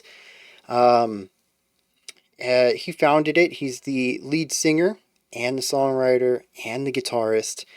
The multi-instrumentalist and producer Mike Mogus, and the trumpet piano player Nate Walcott. The three of them work together, and it says that they typically host a bunch of collaborators drawn primarily from Omaha's indie music scene. And this is lucky that I read it, because I was like, wait, host of collaborators, what are we talking about here? So I was like, okay, I got to find some credits, some personnel lists for this album. And the personnel list is bonkers, because no two songs have the same performers in them. And this is what's led to a lot of the interesting decisions. Even take the bass guitar. For track 1, Tim Luntzel did it, but in track 2, Matt Magan did it. Track 3, Tim was back on. Track 4 didn't have one. Track 5, Matt was back on. So, like, different people are playing the different instruments. We have all sorts of different guitars in here. We have guitar, which is what Connor plays, but there's also a Jesse Harris who shows up on guitar every once in a while. There's steel guitars that are played. I think those are the brighter ones. We have a couple different types of organs and pianos in here. The harmonica shows up, and interestingly, what I had mentioned is background vocals. In fact, as far as I can see, none of the background vocals have been the same throughout any of the songs. So while I said track 2 and 3 and 5 had similar sounding vocalists, none of them shared a vocal. I don't think. Yeah, nope, they've all had different background vocalists. Now, here is where things get interesting. Track 3, Old Soul Song. There are 2 drummers, a Jason Bosel, who does drums on at least all the drums on the first 5 tracks, and then a Clark Bachel.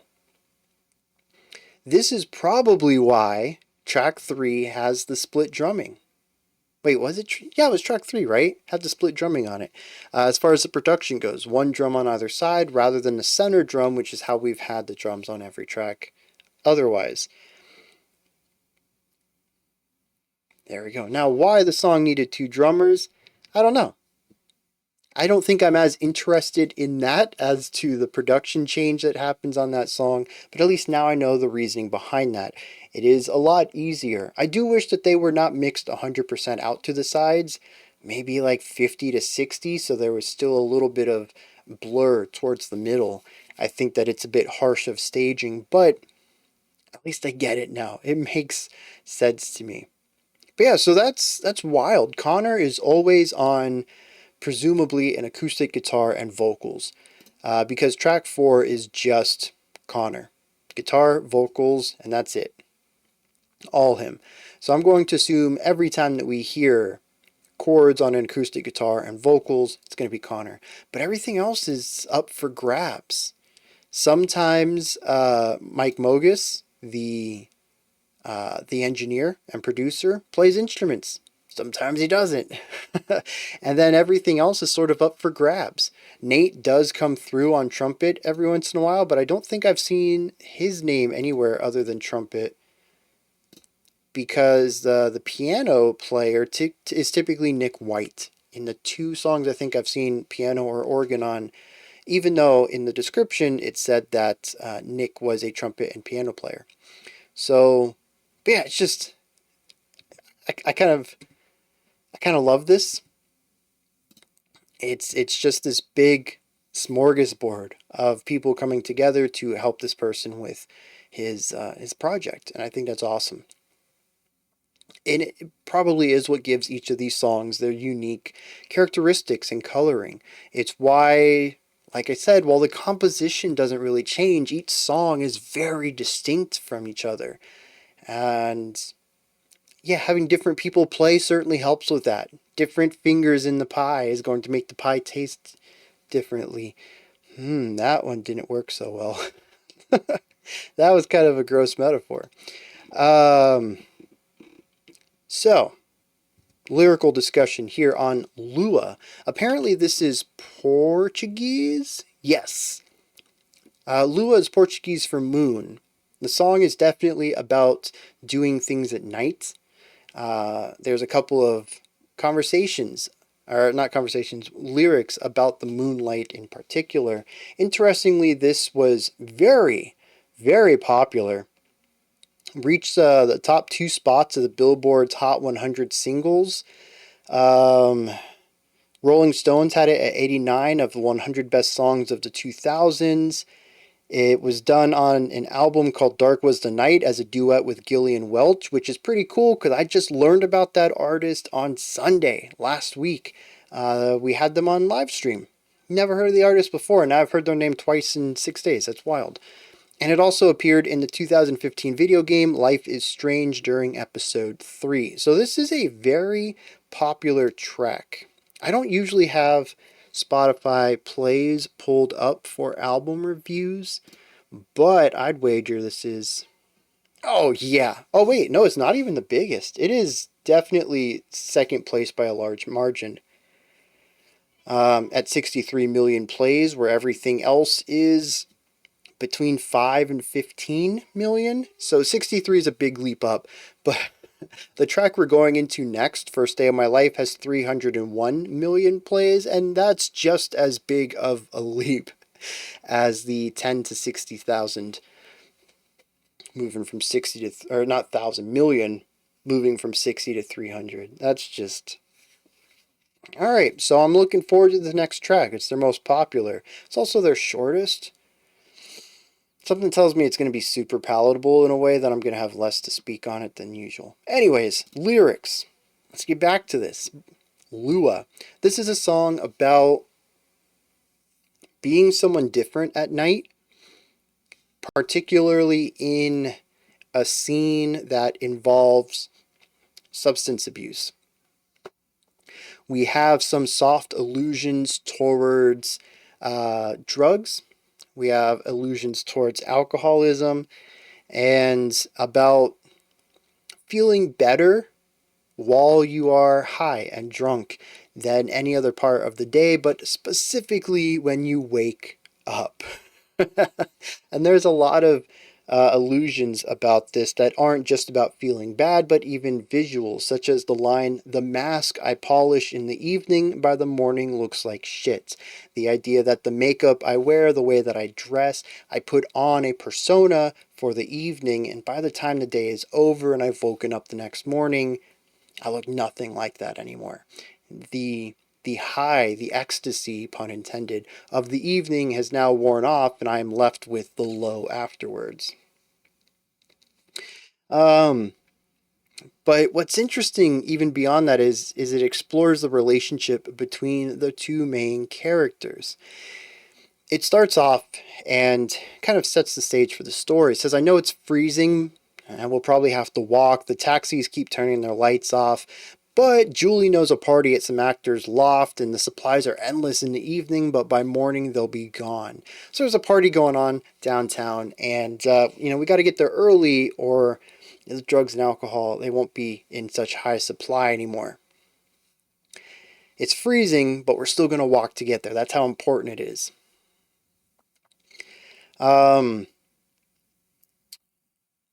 Talks about the person they're with. "You look skinny like a model. Your eyes are painted black. You keep going to the bathroom saying you'll be right back.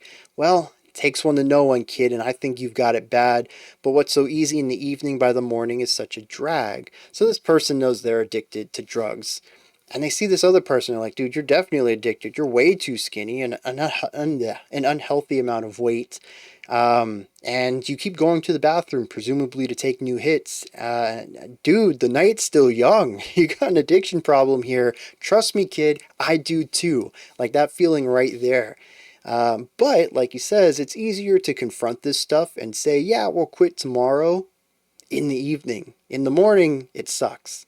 Life sucks. The low hits you, and you want that dopamine hit again. You want to feel good again. And so it's harder to commit to that in the morning. So they're going to be right back at this tomorrow night.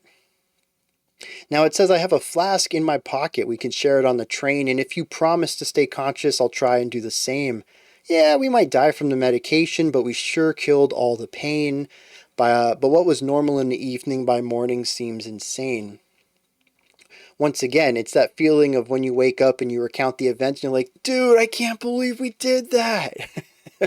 That's that whole vibe right there. But it's also the idea that they know they're slowly killing themselves. They're killing themselves in order to numb a pain. They're putting a band-aid over it rather than fixing the issue. And they recognize this and they're okay with it. That's the whole story right there. It's the whole song of two people stuck in this spiral of negativity, numbing themselves instead of confronting their issues, knowing that it's going to end their life early and not caring. But I mentioned that I think it's interesting. It talks about their relationship together, and it's the one section, it's called the chorus, but both the choruses have different lyrics, so it's the first chorus. says, and I know you have a heavy heart, and I can feel it when we kiss. So many men stronger than me have thrown their backs out trying to lift it. So basically, you've got baggage. You need someone who's solid, who can provide that emotional support for you. And he says, I know other dudes who have been better at this than me have failed. There is no way I'm going to be able to help you with your issues, but I can be here right now. We can numb it together. He even goes on to say, but me, I'm not a gamble. You don't have to wonder if I'm going to be around tomorrow. He says, you can count on me to split. The love I sell you this evening by the morning won't exist. And I gotta respect that. There's an upfront nature to this relationship. They both know what's in it, they both know what they're getting out of it, and they're both okay with the temporariness of it. But it does speak to who they are. So I thought they were friends, talking how they're, walking to this dude's loft together, and all this stuff. And I'm like, oh, they're lifelong friends. No, dude, they just met. They're good for the night. They won't be there for each other in the morning. It's a sad song. I think this is the first time we have paired music that emotionally ties with the lyrics. It is not a bright, happy song on either level. And I'm a huge fan of that. I know I've been called out in the past. I see the opposite perspective of tying in opposing themes and how they can be effective. And yeah, they certainly can be. They have the opportunity for it. But generally, I find songs to be positively cohesive, to be more impactful, in my experience, with the way that I connect to music. And so I really like this track. It feels heavy, it feels dark, it feels weighty, and I think the fact that it's isolating. The whole song is about being with this other person at this party. But musically, it's just one guy and a guitar, and he's playing that guitar too. It's him and himself doing a duet. He is both the lead part and the accompaniment. It is just him. It is very lonely. And despite being with this other person in the story, he's still alone as well. He won't be there for them in the morning, and they won't be there for him. It is a temporary illusion of friendship and companionship. It is, at the end of its day, isolating. And I think the music showcases the truth behind the story itself. And I just love the way all that works. It is a depressing, haunting song, but is so effective at portraying that. Despite being exceptionally simple in its composition, and me really enjoying the musicality of some of the other tracks, I think this might be my favorite on the album so far.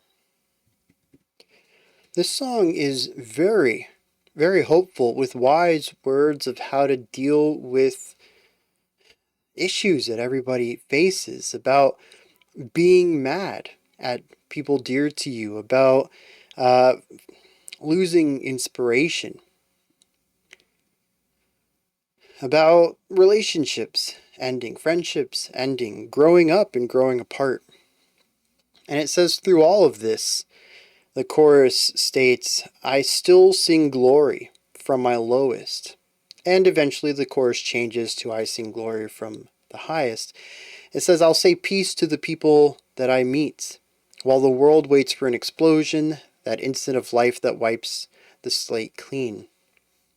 The idea that even though everybody else is a doomer, everybody else is ready for the world to end, all they can focus on is the negativity, I'll still sing glory. Even in my worst of moments, I will still say peace to the people I meet. I will still show positivity, show love to everyone. Things might not be going well, but I'm still grateful to be here. And I love that. The post chorus says, don't be fooled, don't get lied to, don't act strange, don't be a stranger. All of this happened to me, now it's happening to you. We're all in the same boat. We all go through this stuff. Don't let it pull you down, and don't get hoodwinked by people who are going to pounce on your weakness, your moment of weakness. Verse 3 talks about just waiting out your brain. Sometimes he says, if I could tame all of my desires, I'd have to wait out the weather that howls in my brain, because it seems that it's always changing, the wind's indecision, the sorrowful rain. My brain wants to go in so many directions.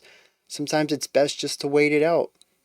Wait until something more interesting pops up, until something that makes more sense becomes my next desire. It says, I was a postcard, and I was a record, I was a camera until I went blind. Now I'm writing all over this island looking for something to open my eyes. I had to read the annotation on this one, but the idea of a postcard, a record, and a camera all are ways to capture a specific moment of time, whether it's audio or visual component. And he might have been doing that with his music, and he ran out of inspiration. But now he says he's going all over the place, trying to find more inspiration. He's not down in the dumps, waiting for something to change. He is that positive change in his life. And the final stanza says, so don't stay mad. Just let some time pass, and in the morning you'll wake feeling new. I really like that idea. Again, everything is temporary. Why allow the negativity to overwhelm your perspective of life? Everyone else just cares about the end of the world. I'm enjoying the moment I'm in right now. You can be too. And that's just a wonderful message. A lot of this album has been negative, dreary, sad even. And I think this is just a beautiful song that, much like Lua was musically a little bit of fresh air, removing all the complex writing we saw in tracks 2 and 3, this is lyrically a bit of fresh air, especially after the wait from Lua. And I really love that. I think it's great that this album can find highs and lows. It isn't hyper-focused on one direction. I just thought of the boy band One Direction. Anyways, let's keep this train rolling. That song was called Train Underwater. And check out track number 6, the shortest of the album. Unless there's something really interesting here, we're just going to roll it into the next one. This one's called First Day of My Life.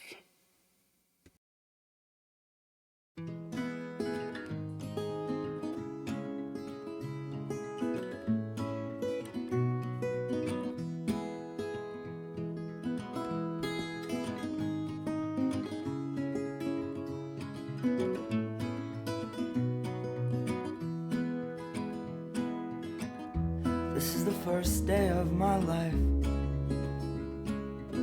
Swear I was born right in the doorway. Have I heard this? Rain, suddenly everything changed. They're spreading blankets on the beach. Yours is the first face that I saw. What is that in the background? I think I was blind before I met you. And I don't know where I am, I don't know where I've been, but I know where I want to go. And so I thought I'd let you know. Yeah, these things take forever, I especially am slow. But I realized that I need you, and I wondered if I could come home.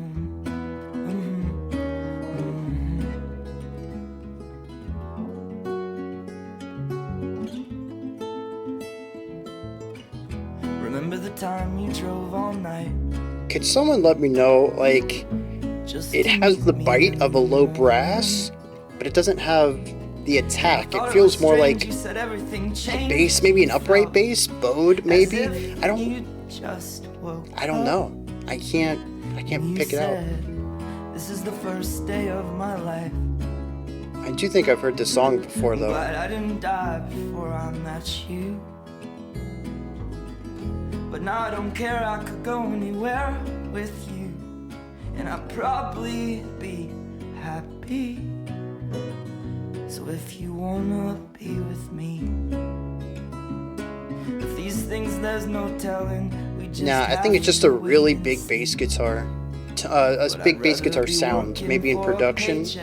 Then waiting to win the lottery.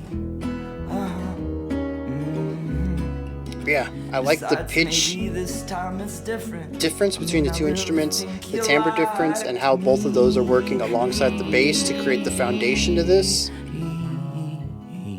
Yeah, that's just I heard it there. That's a bass guitar.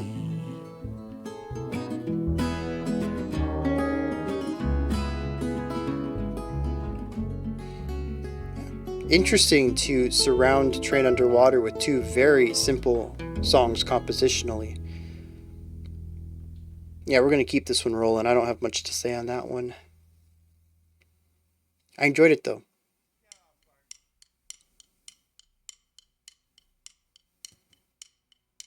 Like I said, I like the way that the three instruments played off of each other. Oh! We've had a few songs that were a bit less energy. Yeah, let's go. Woo!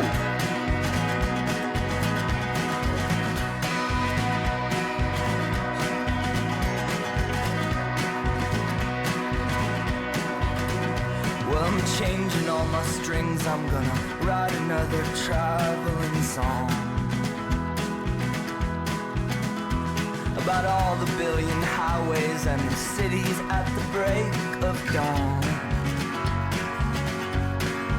Well, I guess the best that I can do now is pretend that I've done nothing wrong,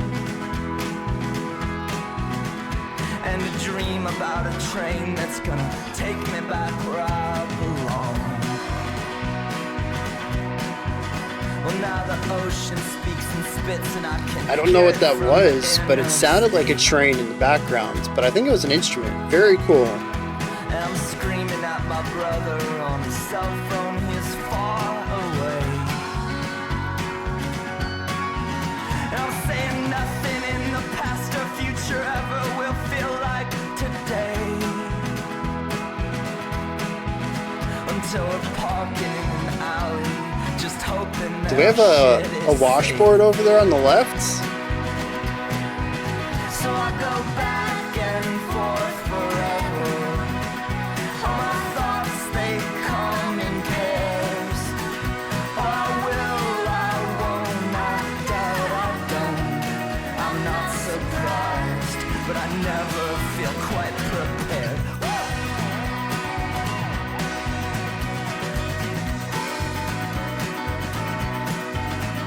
Now I'm hunched over a typewriter. I guess you'd call that painting. Hey, we got the split drums again. It doesn't sound as odd this time around though. And there's a word I can't remember and a feeling I cannot escape.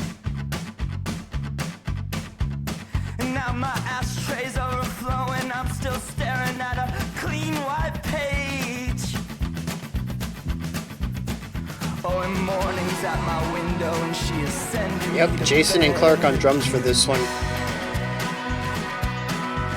Where I dream the dark on the horizon, I dream a desert where the dead lay down. I dreamed a prostituted child touching an old man in a fast food crowd. Oh yeah, I dreamt the ship was sinking, there was people screaming all around. And I awoke to my alarm clock, it was a pop song, it was Very interesting guitar tones. Electric guitar, I think. so I will find my fears and face them, or I will cower like a dog. I will kick and scream or kneel and plead. I'll fight like hell to hide that I've given up.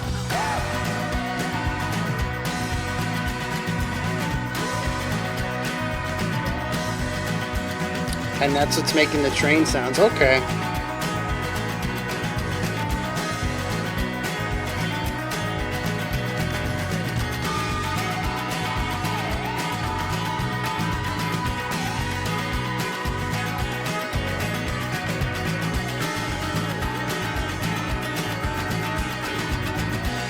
bringing in that polyrhythmic idea.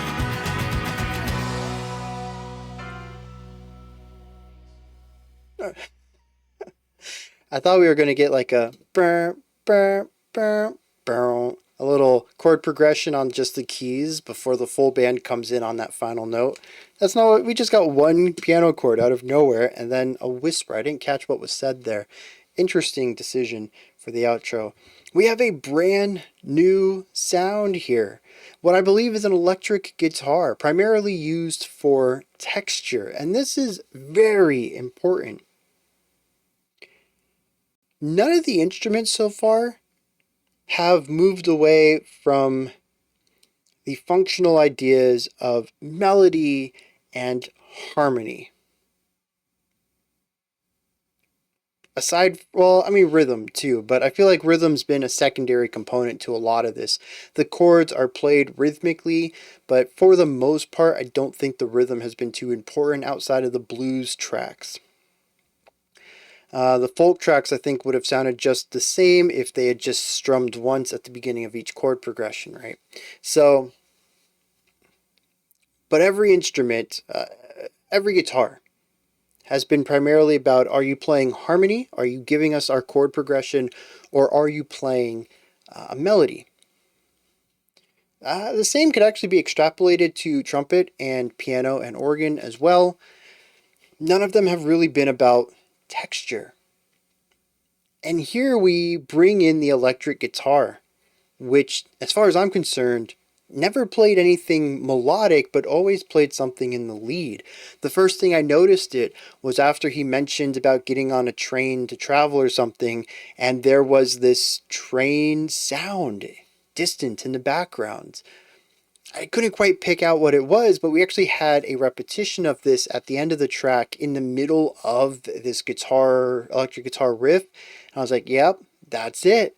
That was the train sound earlier, and it's the electric guitar, and it's there entirely to create atmosphere. I don't think I really picked out any specific notes that it ever played, but it was adding dissonance and a bit of overdrive, the tension of everything, of the compression. That's what I want into the song. It's the electric part of it. Otherwise, they could have just used another acoustic guitar like they've done all album. But here they have access to texture, to timbre that they don't usually. And so they never used the guitar, I don't think, to play a melody, to play a chord progression. It was about atmosphere. It's about the specific feeling of it, the grit that the electric guitar brings in. They have never done this on this album so far. I find it wildly interesting that a band so focused on harmony and melody brings an instrument in exclusively for texture in an album where texture is not something that's been utilized in any strong fashion. That blows my mind, because it's one of those little things that I don't think we discuss too often, but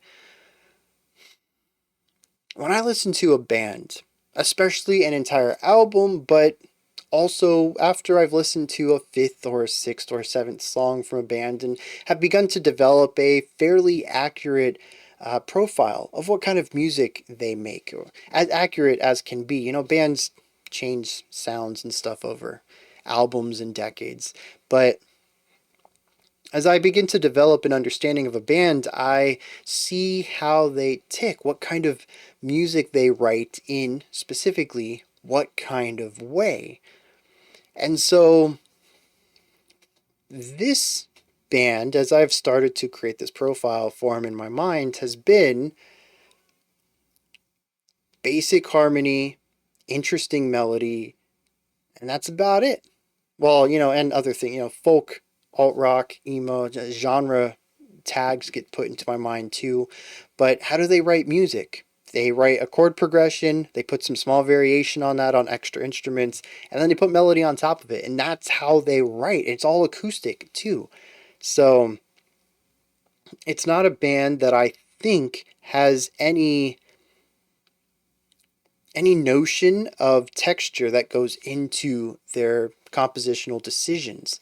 or even, well, I guess texture would be a production decision, but whatever. It's just not something that I assume they think about. And so I kind of get an idea that it's not something they care about. That's not true.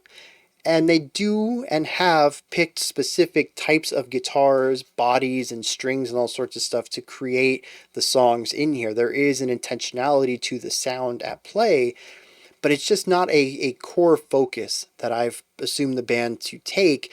And that sort of gets extrapolated into they don't care about it. It's not a true idea, but it's the way that my brain works. It extrapolates this idea in a way that isn't necessarily true, but it allows for surprising things like this. I kind of assumed they didn't care about texture. And here they come in with a very intentional choice to use a specific instrument for a purely and exclusively textural addition to the song.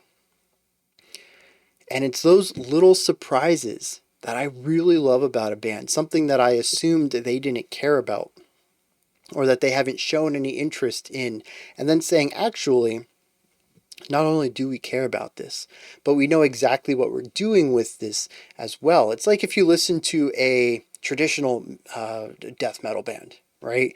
And then out of nowhere, after playing like 8 songs of just rule of cool death metal riffage, they come out with some Baroque inspiration and some absolutely beautiful melody writing on the guitars. And it's like, you've been holding that in. You've been withholding that from me this whole time. It's just surprising because it gets to a point where it just isn't a focus of their writing, and you just assume they're not going to do something like that. And so I like being surprised like that. I guess the idea here is never judge a book by its cover, but I think it's really easy after you've gotten halfway through a book to kind of have an assumption of what the book is about, to start judging it. And for that book to then throw a wild card out in the next chapter. And I love that. I think it's awesome. And it's a good way to use my brain against me in positive ways. Even though I highly doubt Bright Eyes wrote this specifically for my reaction to it, because I was a whole teenage years when this came out. So well, I guess age doesn't matter. They still don't know who I am. But yeah, I like that. They're definitely falling into a pattern here, though. They have 3 styles of music. Really simple composition with just a couple of instruments, which is what we saw with First Day of My Life, At the Bottom of Everything, Lua. We have the folk plus is what I'm going to call it, where it kind of takes that foundation of simple writing and then puts layers of simplicity on top of it, which create complexity. That's where we get Nowhere and It's Now, a little bit of Old Soul Song, Train Underwater in places. And then they have, oh wait, not Old Soul Song, because that one is my third category, which is straight up country stuff. Sometimes dipping into blues, but definitely country. And that's where we get Old Soul Song and another Travelin song. The way that they build up any of these, because really the only difference between the folk stuff and the country stuff is chord progression. The bluesy stuff tends to use bluesy chords, or the blues chord. Usually. And folk has, I don't know what kind of chord progression they use or what kind of chords they're using. They tend to be brighter though, more optimistic, brighter eyed. And I think the duality of this, the brighter songs versus the gloomier songs, is really great. It allows the album to have these highs and lows emotionally. But, at this point, I don't have anything to say about First Day of My Life that I didn't really say about At the Bottom of Everything. Very solidly done. I love the interplay between all the instruments, but beyond that, it's a song that's primarily chords with a melody on top. And while I do like the layering of the harmonic writing and the small variances that they have between them, they're all playing chords, but they're all doing it slightly different. There really isn't a lot to say about it. And another Travelin song is much like old soul song. Very layered, very bluesy, cool ideas, fantastic melody writing, and we do have the expansive melody writing, the counterpoint, the call and response, baton passing between a variety of instruments. But again, it's nothing that I haven't said about a track earlier, and there's nothing about this one specifically that says anything really new to me. And so I think moving into this back half of the album, they've shown their cards. We know everything that they're going to do. Now it's just about, do I enjoy what they're doing and do I want to hear more of it? And at this point, I do. I'm enjoying my time with this album. But I just don't know how strong any of my future analysis will be unless they do something that completely rocks my world, that changes the templates that they've thrown out. And they're really good at doing these templates too. I think they put their own twist on it. Like I said, adding in these indie emo rock vocals on top of the bluesy ideas, on top of the folk ideas, I think works really well. I don't know why it does. And it's certainly something that to me is distinctly Bright Eyes at the moment. But aside from that, I wouldn't say they're doing anything innovative with the writing itself. It's just exceptionally iterative to a high degree. They know what they're doing and they do it very, very well. And I like how they tie things together, lyrics. And I think that's usually too where I make my most profound statements about how the songs work, is after I know what they're singing about, which makes perfect sense given that folk music tends to put a heavy emphasis on lyrics and the storytelling through that. And so these songs aren't really designed to be understood on music alone, especially using as many, tricks of the trade, standardized ideas within their genres that they are. I mean, Lua is a vocalist on top of an acoustic guitar. That is a technique as old as music itself almost.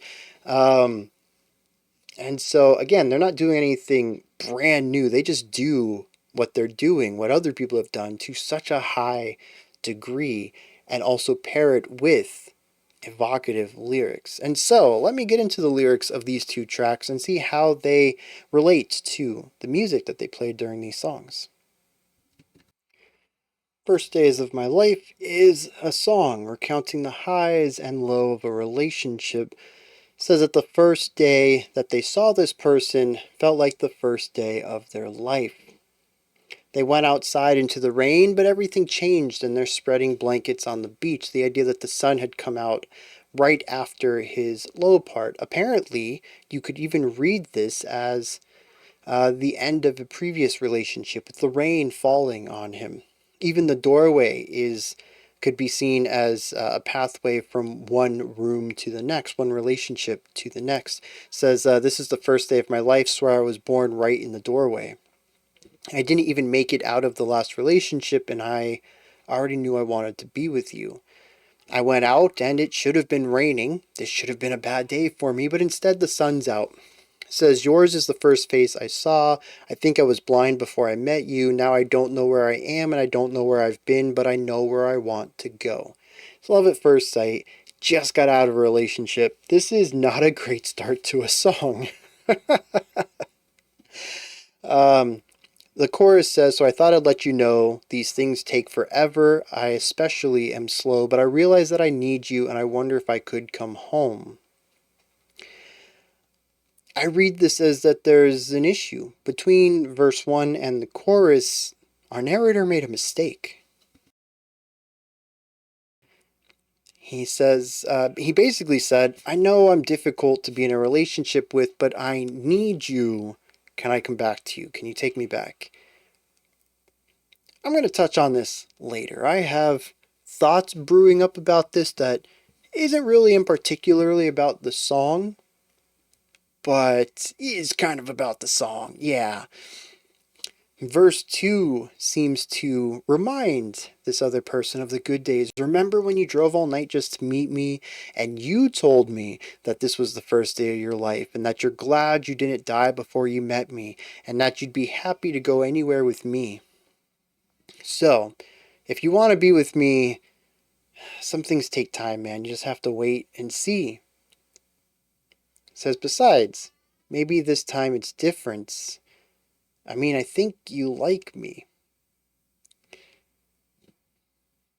I don't know if this is supposed to be a positive love song. Given their tradition of pairing positive one element of the song with negative other element of the song, the music being a bit brighter, more folkier, it makes me expect darker lyrics, and I do kind of come at it from that perspective. But I also kind of get the feeling this is supposed to be a positive song, a love song. I mean,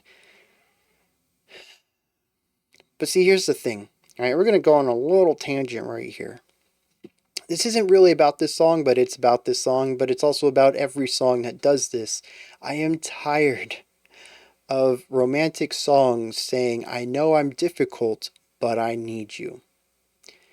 This is so ridiculous. It is pretty much always said by a, we're going to get a little bit into gender politics here, male vocalists about a female love interest, which goes into the sexist idea of uh, gendered emotional support. It is the idea that women will fix men, men will be difficult, and this is just a task that women have to do. And I'm so tired of seeing it in music and the TV, movies. It's old. It was old in 2005, but it wasn't really a topic talked about much then. So maybe I guess it was a little bit better. Okay, I know as a teenager in '05, I would have absolutely loved this. It speaks to broken men, which I don't know I would call myself a man at 15 or 16 or whatever. Retro actively looking at it, I was definitely still quite a kid. But yeah, I mean, this would have been very romantic to me. And I don't think so anymore. This kind of idea has just aged poorly for me, but the fact that I can still hear it in modern songs tells me that it hasn't aged societally like it has aged for me personally. But this song just, it rubs me the wrong way lyrically. I don't like any part of it, and musically was fine. Lyrically, I dislike it, and most things like it. Also, the idea that he just got out of a relationship, doesn't allow himself any time to grieve, and then makes mistakes, which presumably is what made the last relationship fail as well. And I don't know, it's one of those guys that they keep messing up in all parts of their life. They make the same mistakes over and over and over, and they just never learn. They never grow up. They feel like they're still 15-year-olds. They just never aged past that teenage mentality, and they refuse to take response. I don't know. There's just, we got to move on. Let's get to the next track's lyrics. Another Travelin song is interesting because on the surface, it sounds like a song about traveling, about being a music artist going across the world, maybe even just the country possibly, and playing at different venues and seeing all the sights. We've heard a ton of these songs, even just on the channel within the country and folk genres. This is a very popular style of song. And it kind of starts out that same way. It says, I'm changing all my strings. I'm going to write another traveling song about all the billions of highways and the cities at the break of dawn. But it quickly devolves from this into something that I feel is a bit subversive to the genre, the trope of this style of song.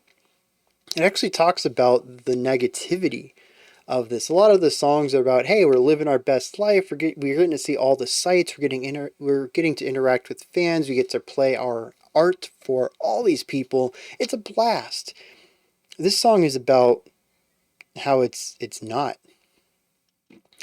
At one moment, he's screaming at his brother on a cell phone, very far away. It mentions the distance. I think it's to imply the isolation of it. You might be with your band and your roadies and your basic traveling group. Maybe your manager's with you, your merch group, whatever. I don't know. It depends on how big your operation is, but it's also just you. You don't have your family. You don't have your friends with you. It is, in the most basic of ideas, a work trip.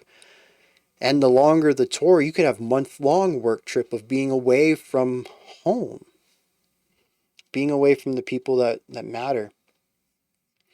He says that he ends up parking in an alley, hoping that his stuff is safe. This could mean a lot of things. It could be that he's just not in a safe part of town, but given the other tracks about drug usage, it could be that he's hoping that the drugs he bought here from someone he doesn't know is safe to use. That I got from the annotation. I don't think I necessarily would have made that connection, but it is such a strong theme and topic of the album that it is quite possibly supposed to be this double entendre of what that represents. He talks about his mind going back and forth forever, never really landing on any sort of ideas, and thus never really feeling prepared about anything. Verse 3 talks about being hunched over a typewriter, trying to write a word he can't remember and a feeling that he can't escape. His ashtray begins overflowing. The sun comes up in the window. He's staring at a clean white page and goes to bed finally. A night worthless. Nothing fruitful came of it, of his art. Talks about his dreams of darkness, of deserts, of old men in fast food crowns, of sinking ships and people screaming. And then he wakes up to an alarm clock playing a pop song. He talks about his fears, his mind not being positively constructive in his life. It certainly helps his art, but it doesn't help him live.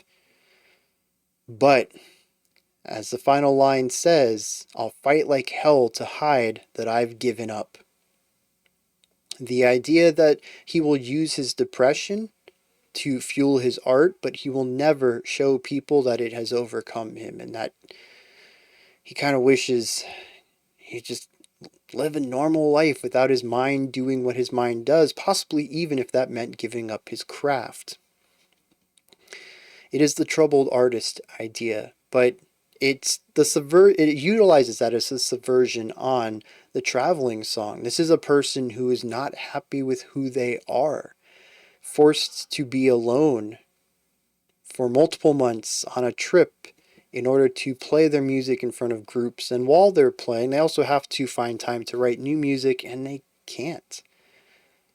It's a bunch of negative things all tied together. And I think what's even more interesting is that many of the songs so far seem to be autobiographical in a way, possibly. Maybe not necessarily that the songs are exactly what they happened, but many of them seem to be things that plausibly could have happened to this person, and they've turned it into song, which is not entirely unusual for either the singer-songwriter or the folk genre.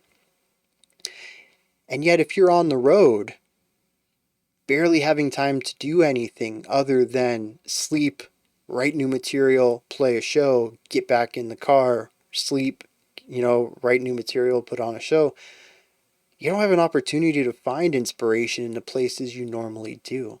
So, yeah, I don't get the feeling that touring is a positive thing for, what is this dude's name? Connor? Yeah, for Connor here. And this is a song that showcases that under the initial guise of a song about praising going on tour. I love it. It works in a lot of ways. And I think that's fantastic. And it does so also. If you don't look into the lyrics, it feels like just another Travelin song. There's that subversion too. You really have to get into the meat of it to understand how it's subvertive. And I think that's pretty clever. While also lining up with everything else on the album. You always have to get into the lyrics to find dissonance. And the dissonance tends to add on to. So it's all, like I said, it's all very clever. And I like that. Alright, we have 3 tracks ahead of us. This one is actually kind of lengthy, just shy of 6 minutes. It's actually very close to being the longest song on the album. And then we have 2 shorter ones. We'll probably listen to this one in isolation and then the last 2 together. So let's dive into Landlocked Blues. you walk away, I'll walk away. First tell me which road you will take. I don't wanna risk our paths crossing someday. So you walk that way, I'll walk this way. You can hear the natural acoustics of the room. There's an echo on his loud. Our heads, and it moves with each current event. Yeah, it's that live feeling. I love it. Around like a cold, steady rain, just staying when it's looking this way. And the moon's laying low in the sky, forcing everything metal to shine. And the sidewalk holds diamonds like a jewelry store case. They argue, walk this way, no, walk this way. And Laura's asleep in my bed. As I'm leaving, she wakes up and says, I dreamed you were carried away on the crest of a wave. Baby, don't go away, come here. And there's kids playing guns in the street, and one's pointing his tree branch at me. And so I put my hands up, I say enough is enough. If you walk away, I'll walk away. And he shot me dead. I found a liquid cure. Oh, clever, bringing in the second guitar. They came in doing the same thing and then split. I like that. It's leaving, but I don't know how soon.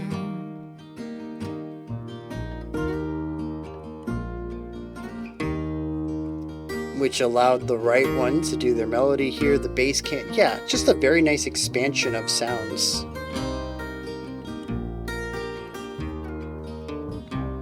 That bass it's a lot bigger than it was on the earlier tracks, though.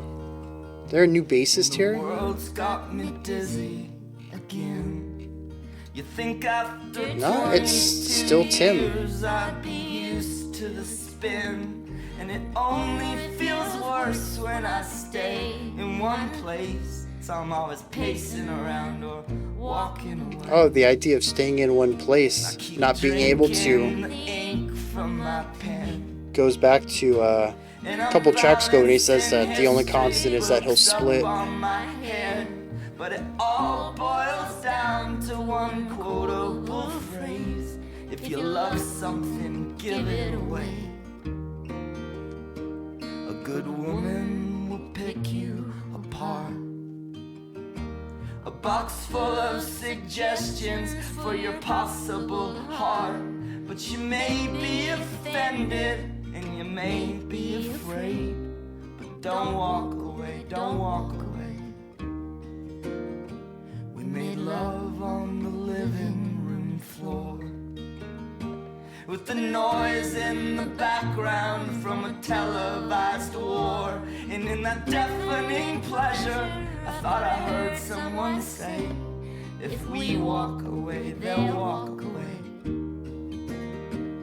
But greed is a bottomless pit, and our freedom's a joke, we're just taking a piss. And the whole world must watch the sad comic display. If you're still free, start running away, 'cause we're coming for you.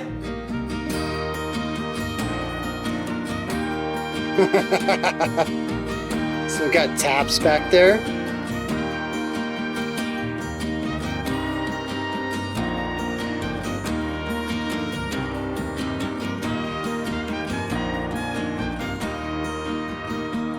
I've grown tired of holding this pose.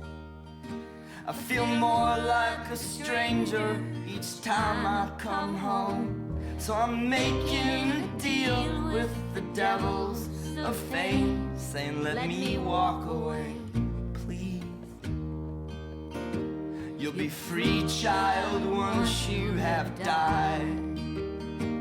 from the shackles of language, immeasurable time. And then we can trade places, play musical grace. Till then walk away, walk away, walk away, walk away. So I'm up at dawn, putting on my shoes. I just wanna make a clean escape. I'm leaving, but I don't know where to. I know I'm leaving, but I don't know where to.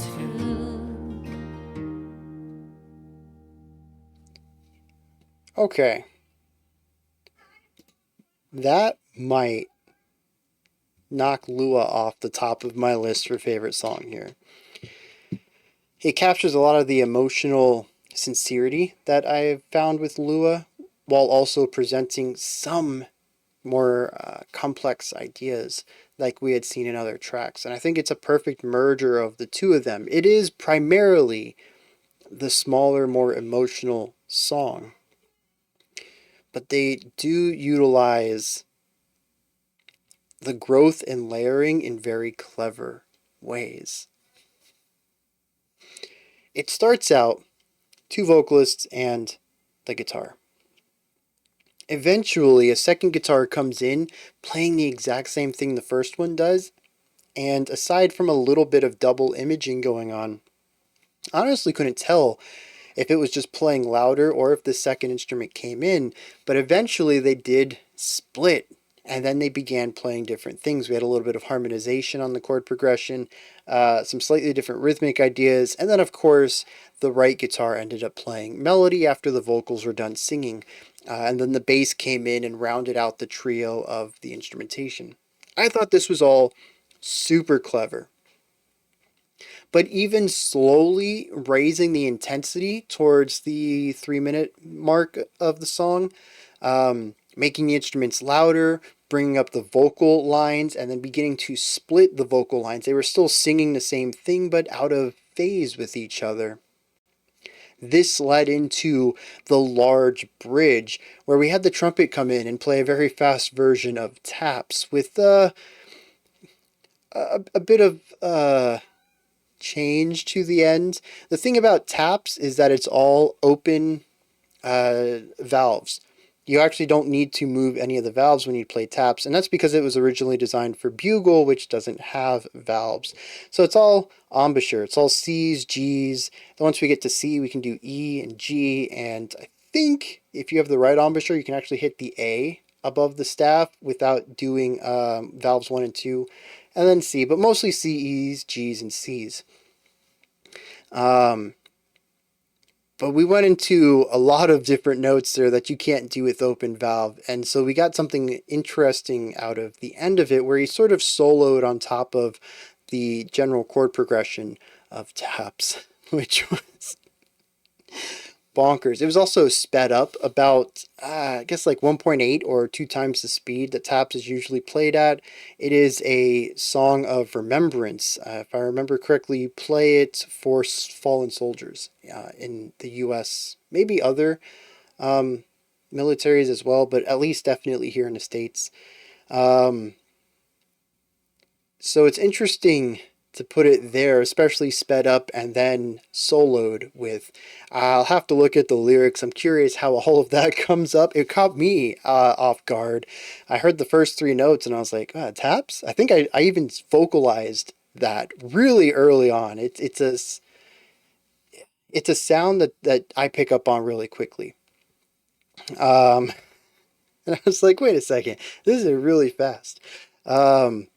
It just kind of comes out of nowhere. We also have like a marching snare idea going on behind it too, so there's definitely this militaristic element to that moment that comes out of nowhere. But the growth into that and then the decay back down to just our 3 strings and the 2 vocals, I thought that whole element worked really well.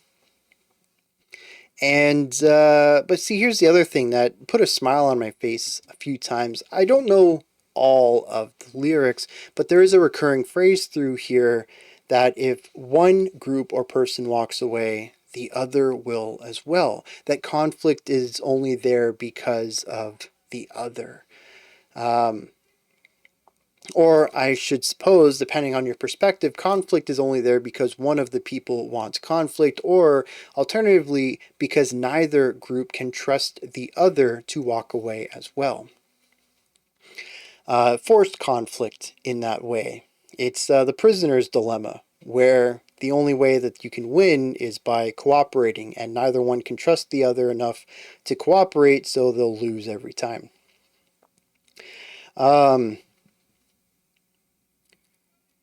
And so this idea is about schisms between people.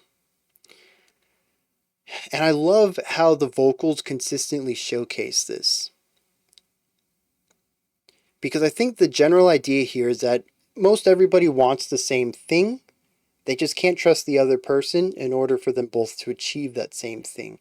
So it's about being aligned ideologically, but being opposed because of where you draw lines, because of a loss of trust.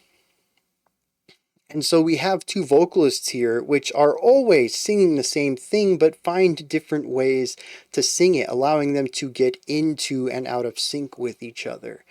And I really love that. I think it's a beautiful way to showcase this recurring concept that shows up in the lyrics.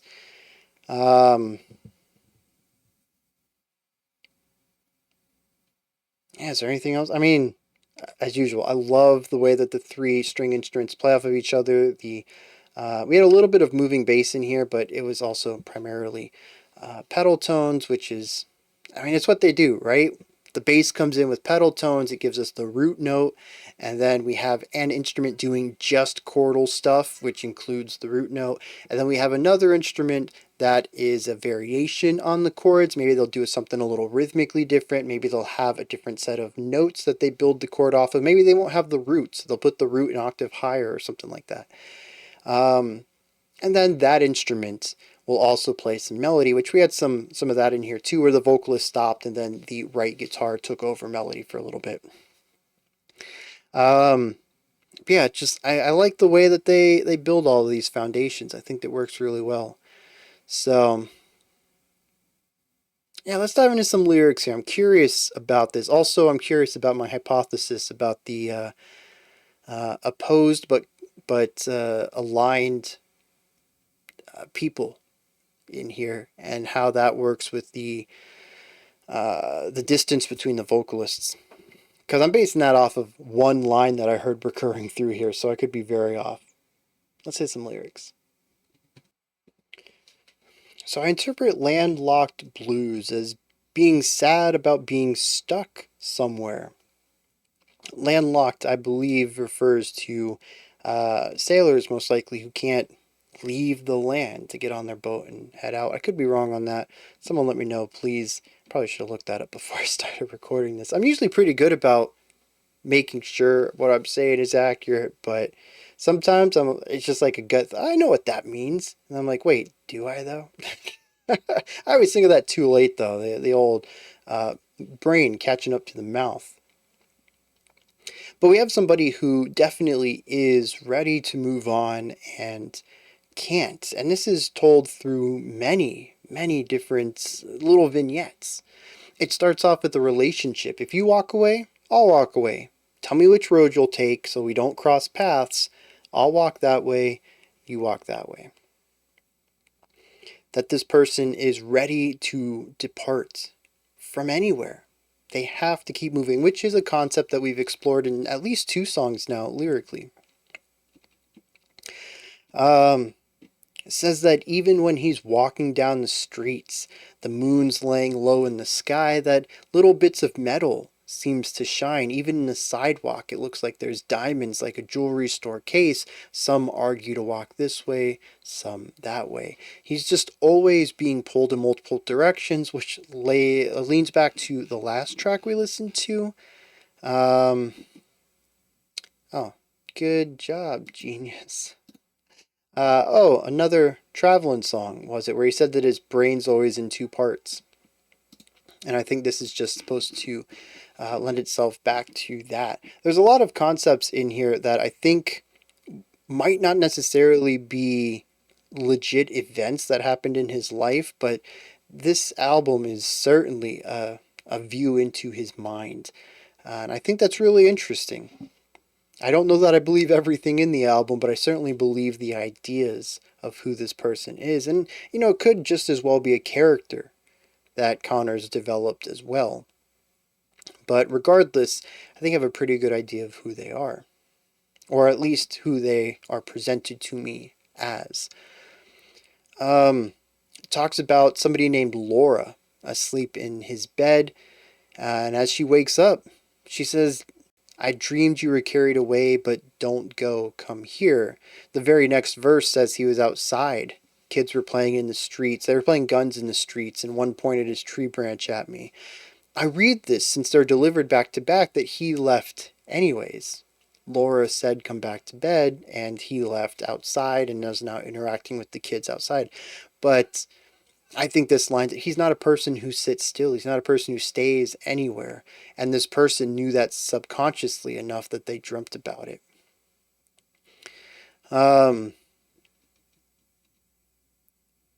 Verse 6 says, the world got me dizzy again. You'd think after 22 years I'd be used to the spin, but it only feels worse when I stay in one place. I'm always pacing around or walking away. This dude just can't sit still. Even going on saying in verse 3, there's a quotable phrase, if you love something, give it away. That's why you should always let me go. Using that as an excuse to leave. Interestingly, though, in verse 8, he says, a good woman will pick you apart. You might be offended and you might be afraid, but don't walk away. I think this is the only time he's ever suggested standing still. About staying in one place, it's for a woman. This definitely feels like it was written by a 22-year-old now, and I totally understand what I criticized a couple of tracks ago about the topics of women fixing men and all that stuff. Yeah, from a 22-year-old in the mid-2000s, it makes, like I said, I would have been right there. But we go into verse 11. It says, I really like this line. I've grown tired of holding this pose and feel like a stranger each time I come home. So I'm making a deal with the devils of fame, saying, let me walk away, please. They want anything to leave this place. And if that means signing their soul over, they'll do it. That's how much they're ready to leave. And I really like that. Because as we saw in Travelin's song, it ain't much better out there. We saw in, I can't remember what track it was. Oh, it was it Train Underwater? Whatever the one was where he went to the party. Was that We Are Nowhere and It's Now? I don't remember. Even when he gets somewhere that he thinks is going to be good for him, it ends up not being good for him. He ends up wanting to leave anyways. So, I don't know. I like that. This whole thing is just built into him. He has to go, and even being on the go, he's still not happy, but standing still is even worse. So, it finishes up with, I'm at the dawn, putting on my shoes. I just want to make a clean escape. I'm leaving, but I don't know where to. I just know I'm leaving. And that sums up this character who we have come to learn about in the last 35 minutes of music so far. Assuming that all of these songs, well, even if the song's characters aren't interconnected, there's certainly this theme of people who want to leave. And that's just ever present on this album. And Landlocked Blues is all about that. Of hating sitting still, of feeling more like a stranger every time you come back to the most familiar place in your life, your home, where you should feel most natural. He feels out of place. And it's a perfect little imagery there. I didn't really find anything in there that would allude back to the taps and the marching snare. There was a little bit of talk of presumably the Iraq War that was going on. This did come out in 05, 06, I don't remember. And so we, at least in the States, we had a lot of footage of the Iraq War, and they even mentioned at one point that they were hanging out with somebody and the war was on the TV. And he remembered hearing some newscasters say, well, if you guys will walk away, we'll walk away too. But aside from that moment of bringing up military and a war, I don't really see what the bridge has to do with the song at all. And actually, my original guess about this being about two people at a crossroads isn't accurate either. I mean, in a way, sure, he walks away and he leaves someone behind. There's definitely a schism between the wants of these two people, especially when we look at Laura, who wanted him to stay, and presumably he did not. But it's mostly a song about one person just wanting to keep packing up and leaving their problems behind them. And that the musical schism between the vocalists isn't really reflected in that in any way. So maybe there is a reason for that, because in the other songs, the backup vocalists have always been in line with the lead vocals. So it still feels like it's important here, but it could just be a musical choice. It sounds great. I love when they divert just enough to feel the schism between them, the distance between the two vocalists. But maybe it's just for that effect alone. It sounds great, so we did it, more so than it's thematically resonant, so we did it. And that's always possible. We have 2 songs ahead of us. We have Poison Oak and Road to Joy. Let's wrap this album up and see how Bright Eyes is going to finish it.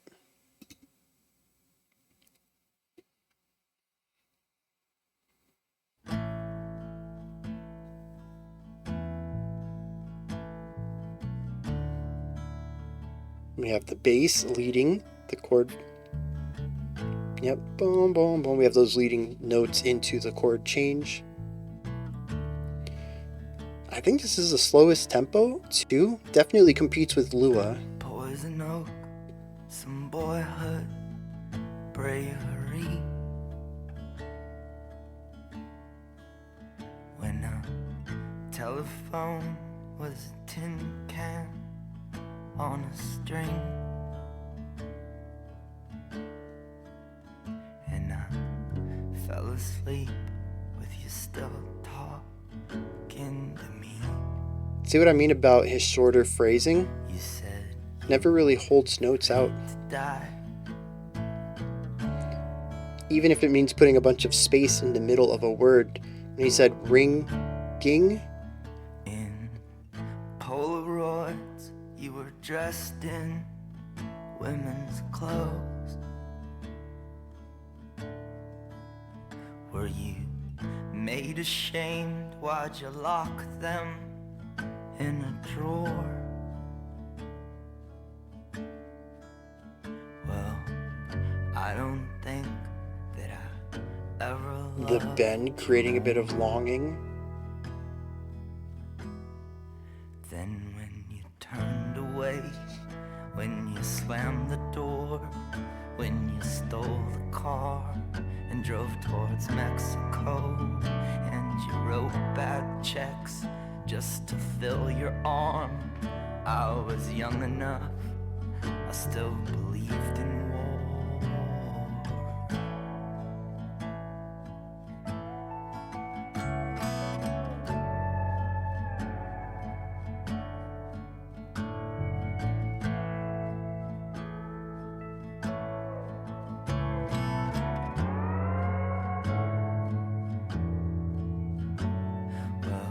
Let the poets cry themselves to sleep,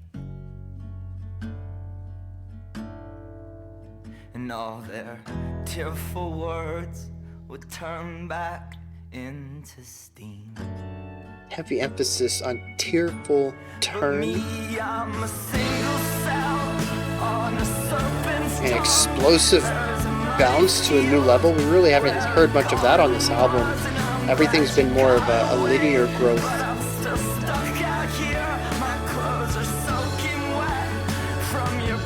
We have 2 backup vocals here too. I don't think we've had that elsewhere.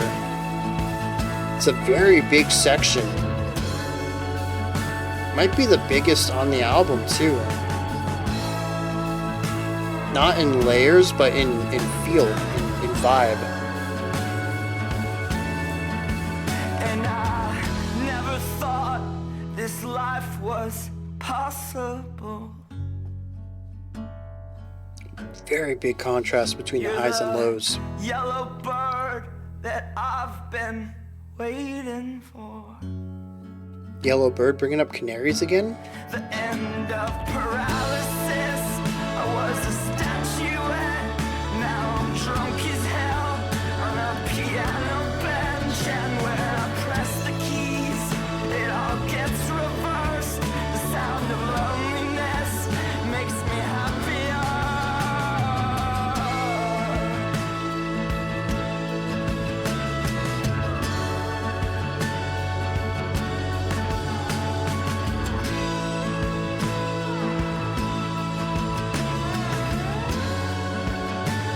I like the release here. It's brighter and more vibrant than the rest of this song.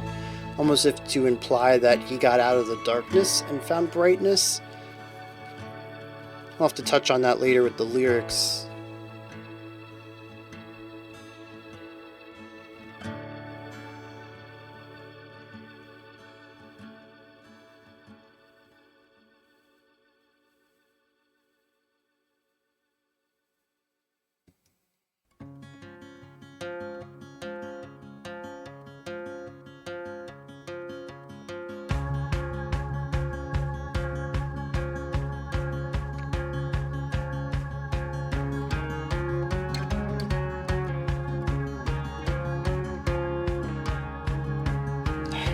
Pure major key right here.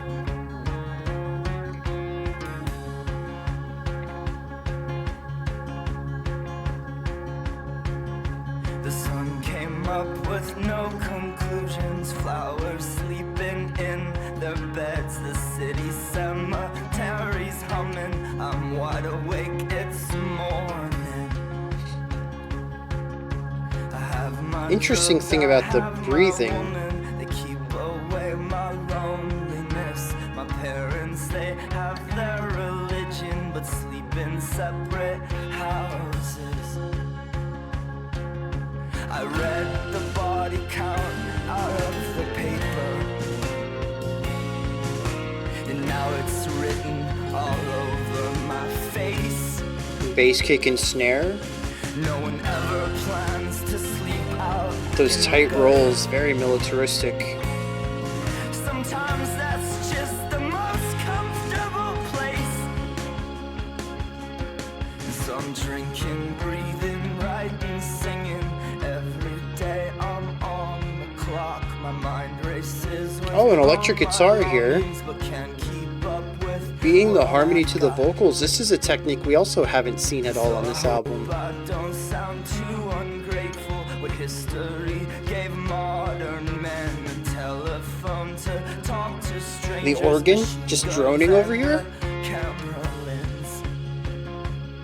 So when you're asked to fight a war that's over nothing, it's best to join the side that's gonna win. And no one's sure how all of this got started, but we're gonna make them goddamn certain how it's gonna end. Oh yeah, we will. Oh yeah, we will. We got a harmon mute on the trumpet.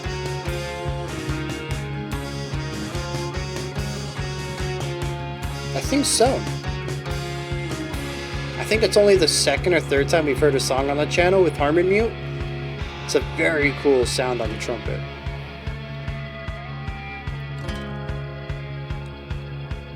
Well, I could have been the famous Still droning this whole if I had time. someone else's voice, but failures always sounded better. Let's fuck it up, boys. Make some noise!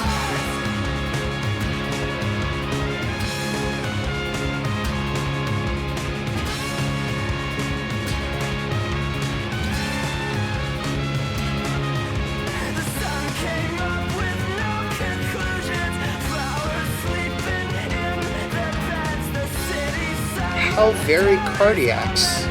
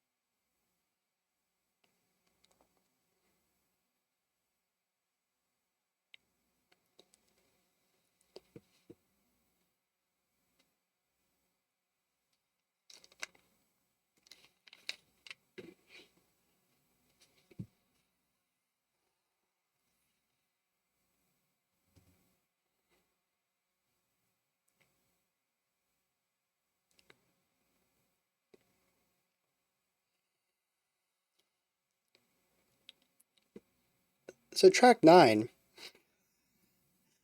I enjoyed that. A bit more of the same, but a nice way to wrap things up. And like I mentioned, I did enjoy the bridge of that, the high point where we had multiple backup vocalists, we had multiple melodies going on. I thought that all worked really well and was a fantastic contrast to the calmer, quieter parts of the song. I kind of think that it takes many of the thematic ideas of this album and acts as a fantastic ender to the track, giving us what is the biggest moment. Like I said, it feels that way. I think technically we've had more layers on the track. We may have even had louder sections on the more layered or louder sections on the album. But to me, that just feels big. I don't know if it is the sound sphere that's gotten a little bigger. I don't know if it is having vocals in all 3 channels. I don't know what it is. It felt really big to me though. And then to come off from that, it feels like a fantastic way to end not just the track, but the album itself. And it incorporates a lot of what I love on this album into this one track. And so from that perspective of really enjoying that song as a finality to the album, there's a real big part of me that was like, Road to Joy is a bonus track, right? If I go check on Wikipedia, it's a bonus song. Spotify just threw it in there. It's only a 9-track album though, right? Something tells me that's not true. But there's nothing about this final song that comes back to the album in any way. It doesn't make any sense to me. Maybe thematically it'll make sense when we get into the lyrics, but musically, no, I don't see its connection at all.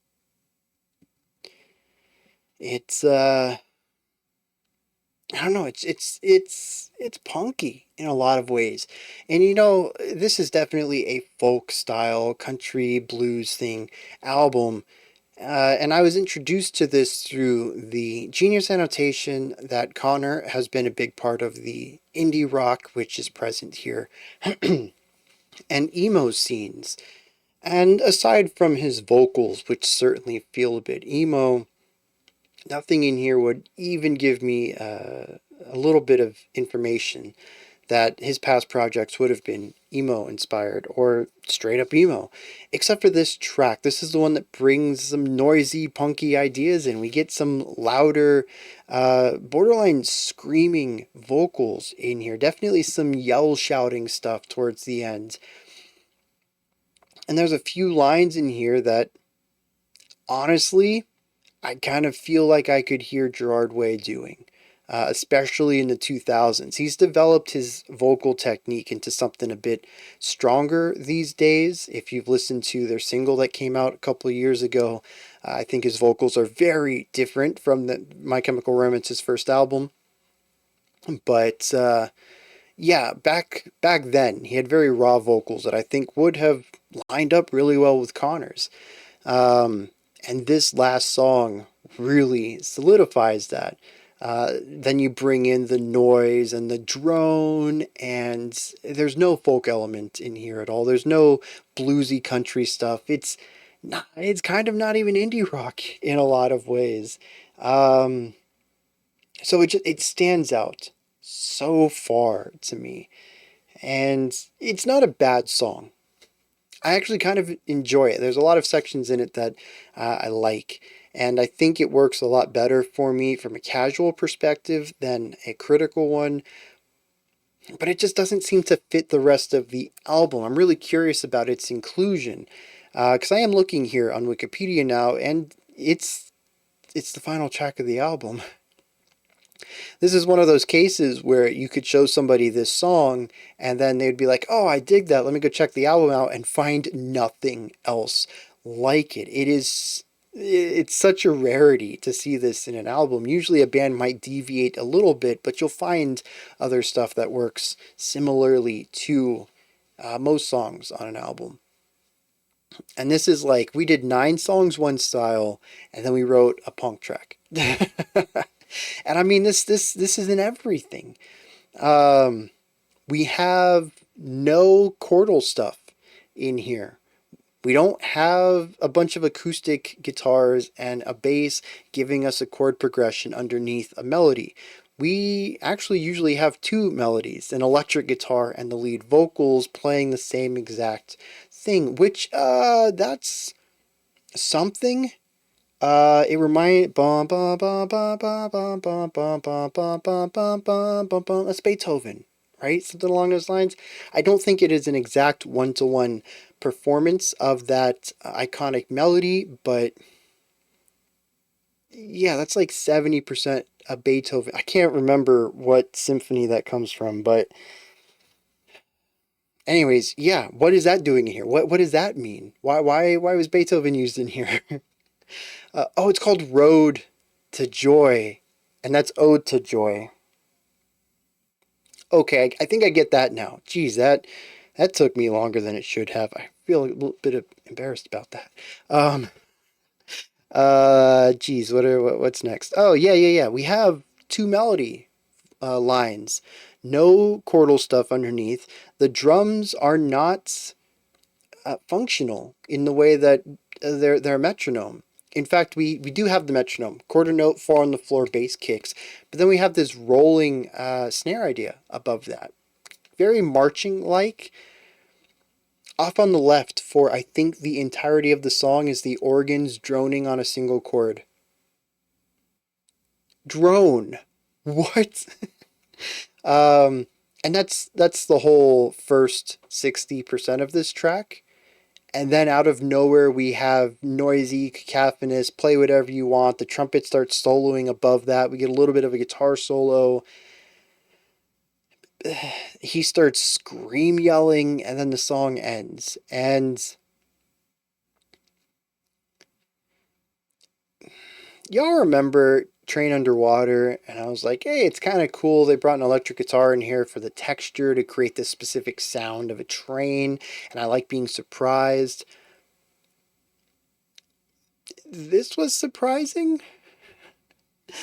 In the same way of bringing electronic sounds in to change up the vibe and the palette of the album.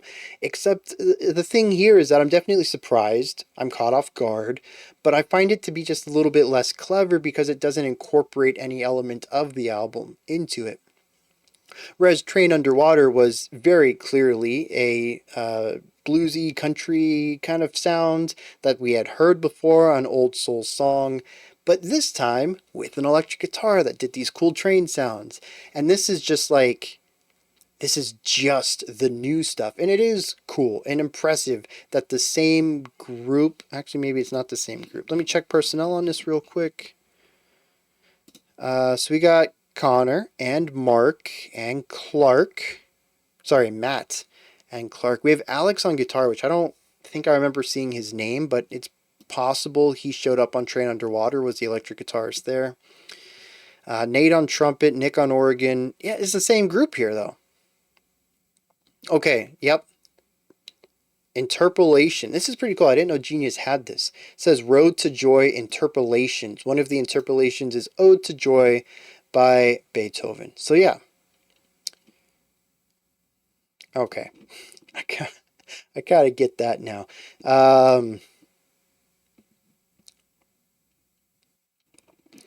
I don't know. It's just it's wildly different, and maybe with repeat listens of the album, I'll come to enjoy the wild contrast here. But it feels like one of the songs I would end up skipping because I tend to listen to albums for moods. I don't do playlists. I don't like playlist moods, but I have to be in the mood for an album. And I like variety in my album, but it all kind of has to be a general thing. I don't typically listen to albums where bands jump all over the place in sound um, for casual listening. And so if I listen to this, it would be because I'm in a folky mood, and the punk ending just would not work for me in a casual environment. I don't know. I'm curious why it's present. I really am. But it's done well, and I think that's the cool thing. You know, again, it's a skill set I didn't know they had, and they pull it off remarkably well. So, as negative as I've kind of been here, I do kind of want to put that positive spin at the end. It is impressive. I enjoy what they did, and I think in a different context, I would have a much better relationship to this track. But my mind was nowhere near ready for this. And it was just a little off-putting, I suppose. One thing I do want to bring up that I haven't really touched on much, and it kind of goes into the vocal delivery that I had already spoken about a little bit, in that he tends to have shorter vocal lines where he doesn't necessarily hold any notes out, and he'll even allow space in between of two syllables of the same word if it means he doesn't have to hold that first syllable out. And I pointed this out, I think in Poison Oak, where he said the telephone's ring, ing. He allows that space to be there, even if it separates the word itself, just to not hold the note out. This is present all throughout, but something else I picked up on in that final song there is random breathing. I don't know how popular this is. I've never known anybody who records music in a modern mainstream environment. I've known jazz vocalists before, and coming from that stricter background, you tend to know exactly where you're going to breathe at every moment. You've rehearsed the part so many times that you know where your capacity is, and you know at what point you're going to take your breath. Everything is fairly contained. There might be some variations to it in the performance itself, but for the most part, it's down to a science by the time you're ready to perform it. And even as an aerophone player, trumpet, in a classical sense, I know exactly where I'm going to breathe. In fact, one of the first things I learned back in middle school band class was to notate breath marks in specific areas where I need to know to breathe there for whatever reason, to interrupt a specific phrase at a specific point for an intended sonic result or whatever. even breathing is rhythmically understood within the realm of the song itself. And so I started to pick up on his breathing patterns, and they are all over the place. It almost sounds like he had the lyrics in mind or on a paper in front of him or whatever, and he would just breathe whenever he needed to, whenever he ran out of breath. It adds to that, this is the first time I'm doing it kind of vibe, the live setting of it all that I've talked about a few times here, but it also feels very interesting to me. Just a very different element of it. And I don't really think I've noticed this about too many bands. When it comes to pop music, breaths are pretty much erased entirely, which is highly annoying to me. You don't really hear breathing too much in metal or rock other than in the front of very long screams or notes. You'll hear maybe a deep inhale and they kind of work it into the song, rhythmically incorporated and stuff. But I mean, this dude's breaths are just all over the place, interrupting words sometimes, phrases feel a bit off, and it's really interesting to me. It presents, again, another unique element. This is uniquely Bright Eyes, or I guess specifically in this case, uniquely Connor, into his delivery in a way that I don't think other people would do it the same way unless they were trying to emulate exactly his rhythmic cadence. But yeah, it stood out to me on this last track because the guitar holds out these notes. It's the only time that we really have this strong sense of dual melody playing. You know, we've had a couple of backing vocal harmonies throughout the tracks, but they've always been distant a little bit. And this one is just lined up so perfectly. It's the only thing you can listen to. And when he breathes, because the guitar doesn't need to breathe, it shows up. It's very apparent. And I started thinking about other songs. I'm like, yeah, dude, he just kind of breathes whenever. It doesn't always sit in a place that I think is beneficial to the melody or even the story being told, but he ran out of breath, so he took a breath, and that's just the take they used. And it's kind of wild to me. It's a very different world. Like I said, I've always been in an area where breaths are dictated or not utilized in the song at all. So let me hit some lyrics for these two and then we'll wrap this video up. Poison Oak is about someone close to him who passed away, and they still feel that sorrow, but it allows them to push forward in a way that they didn't know they were able to. It talks in the first verse about a young kinship. Says there was poison oak, some boyhood bravery, and our telephone was a tin can on a string. Talks about how says I fell asleep with you still talking to me. You said you weren't afraid to die, bringing up their childhood, the highs of it, the telephone on a the two cans with the string between them, and then playing telephone like that. Some stupid boyhood bravery and poison oak, just kids being kids. But that one line, I fell asleep while you were talking to me and you said you weren't afraid to die, that hits a little bit harder. He missed this part. The chorus says, you slammed the door, ran out your house, stole the car, and drove towards Mexico.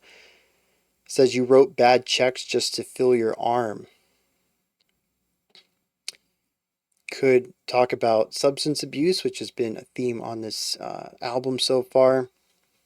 And the bad checks could be not necessarily the idea of checks that wouldn't cash, but figuratively. Maybe making deals that wouldn't go through just so you could, get your fix, and then you might run into some problems with some shady people later on down the road, but now you're good. So this person had a bit of a rough life. Even mentions that says in Polaroids you were dressed in women's clothes. Were you made ashamed? Is that why you locked them in a drawer? I don't think I've ever loved you more. So he knew who this person was. and accepted them, but others didn't. And it definitely made them feel unwelcome. It probably drove some depression. It might have drove them to substance abuse. And it might be the reason that they're not still around. And then it talks about in towards the end of the song that our narrator feels stuck here. It says, I'm glad you got away, but I'm still stuck out here, and my clothes are soaking wet from your brother's tears. But just after this, it talks about a renewed contract with life. It says, I never thought this life was possible. You're the yellow bird that I've been waiting for. Again, bringing up the canary in the coal mines.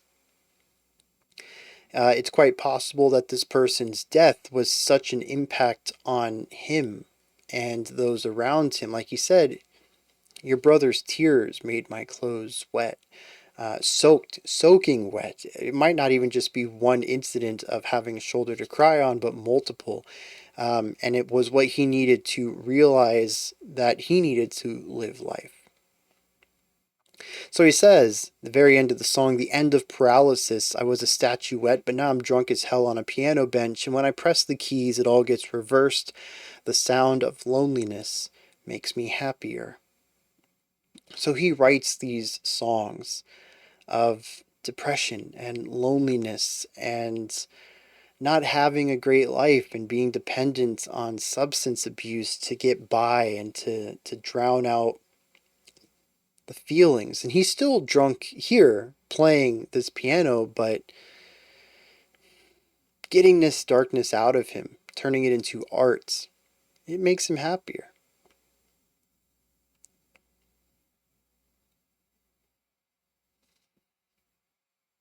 And geez, I hate to bring this back, but that's a fantastic end to this album thematically, too, of all the darkness that we've seen throughout. The times that I've walked away, the times that I felt too depressed, the times that I have hated myself in the morning after a night on the town.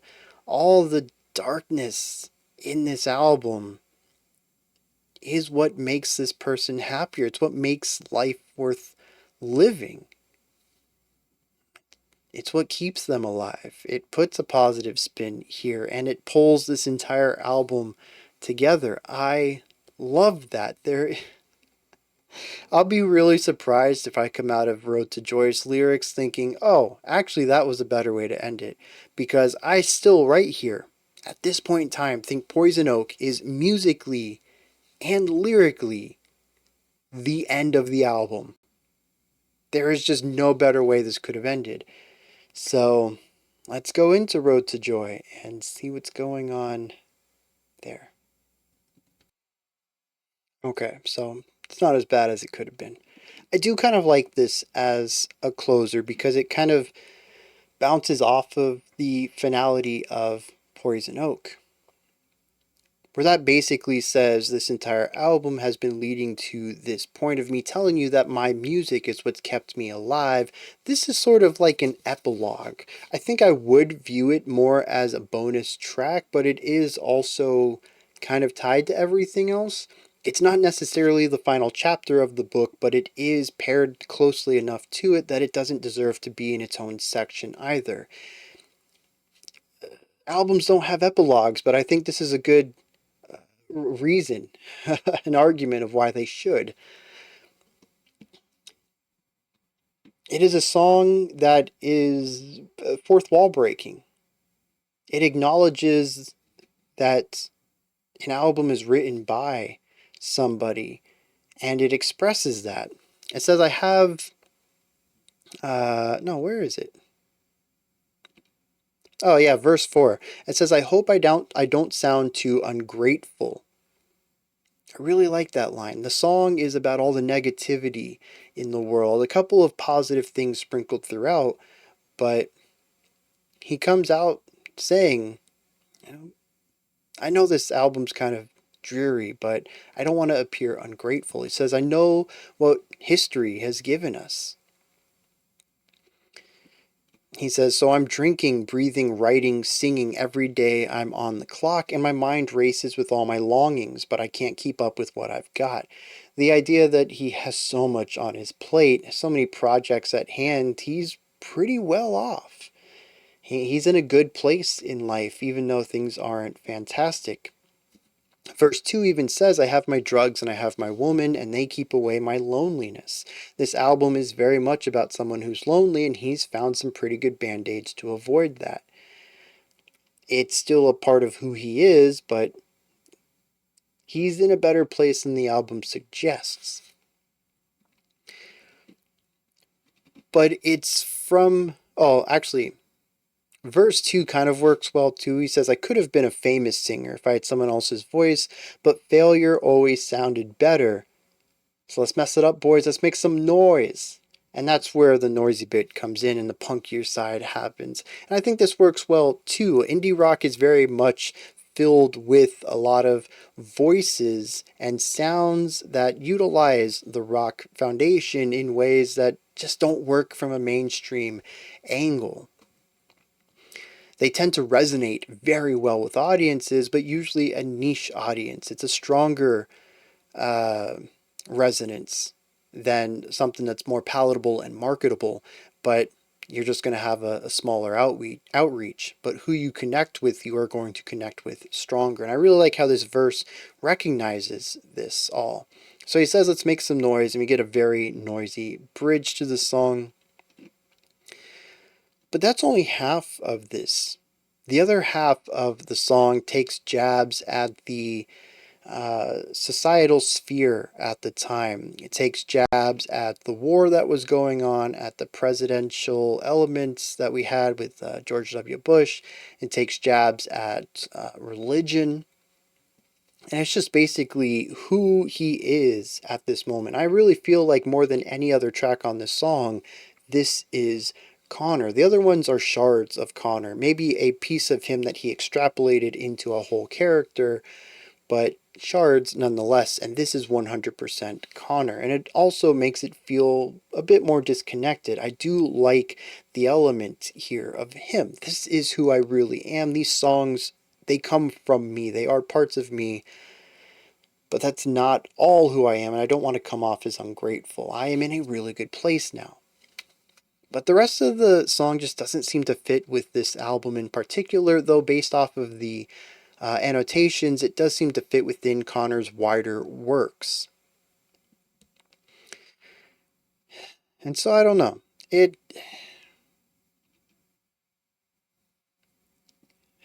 kind of works. There's parts in here I like, but I still think that Poison Oak to me is the ending of the album. This is an epilogue of sorts, something to kind of tie the themes of this album into the larger work in general, to remind you, hey, this author has also written these books, go check them out too. That kind of idea at the end of a book. And, you know, if you like this, go check out some other albums. But that does what it feels like. That is what it feels like to me. It's kind of connected, kind of not. So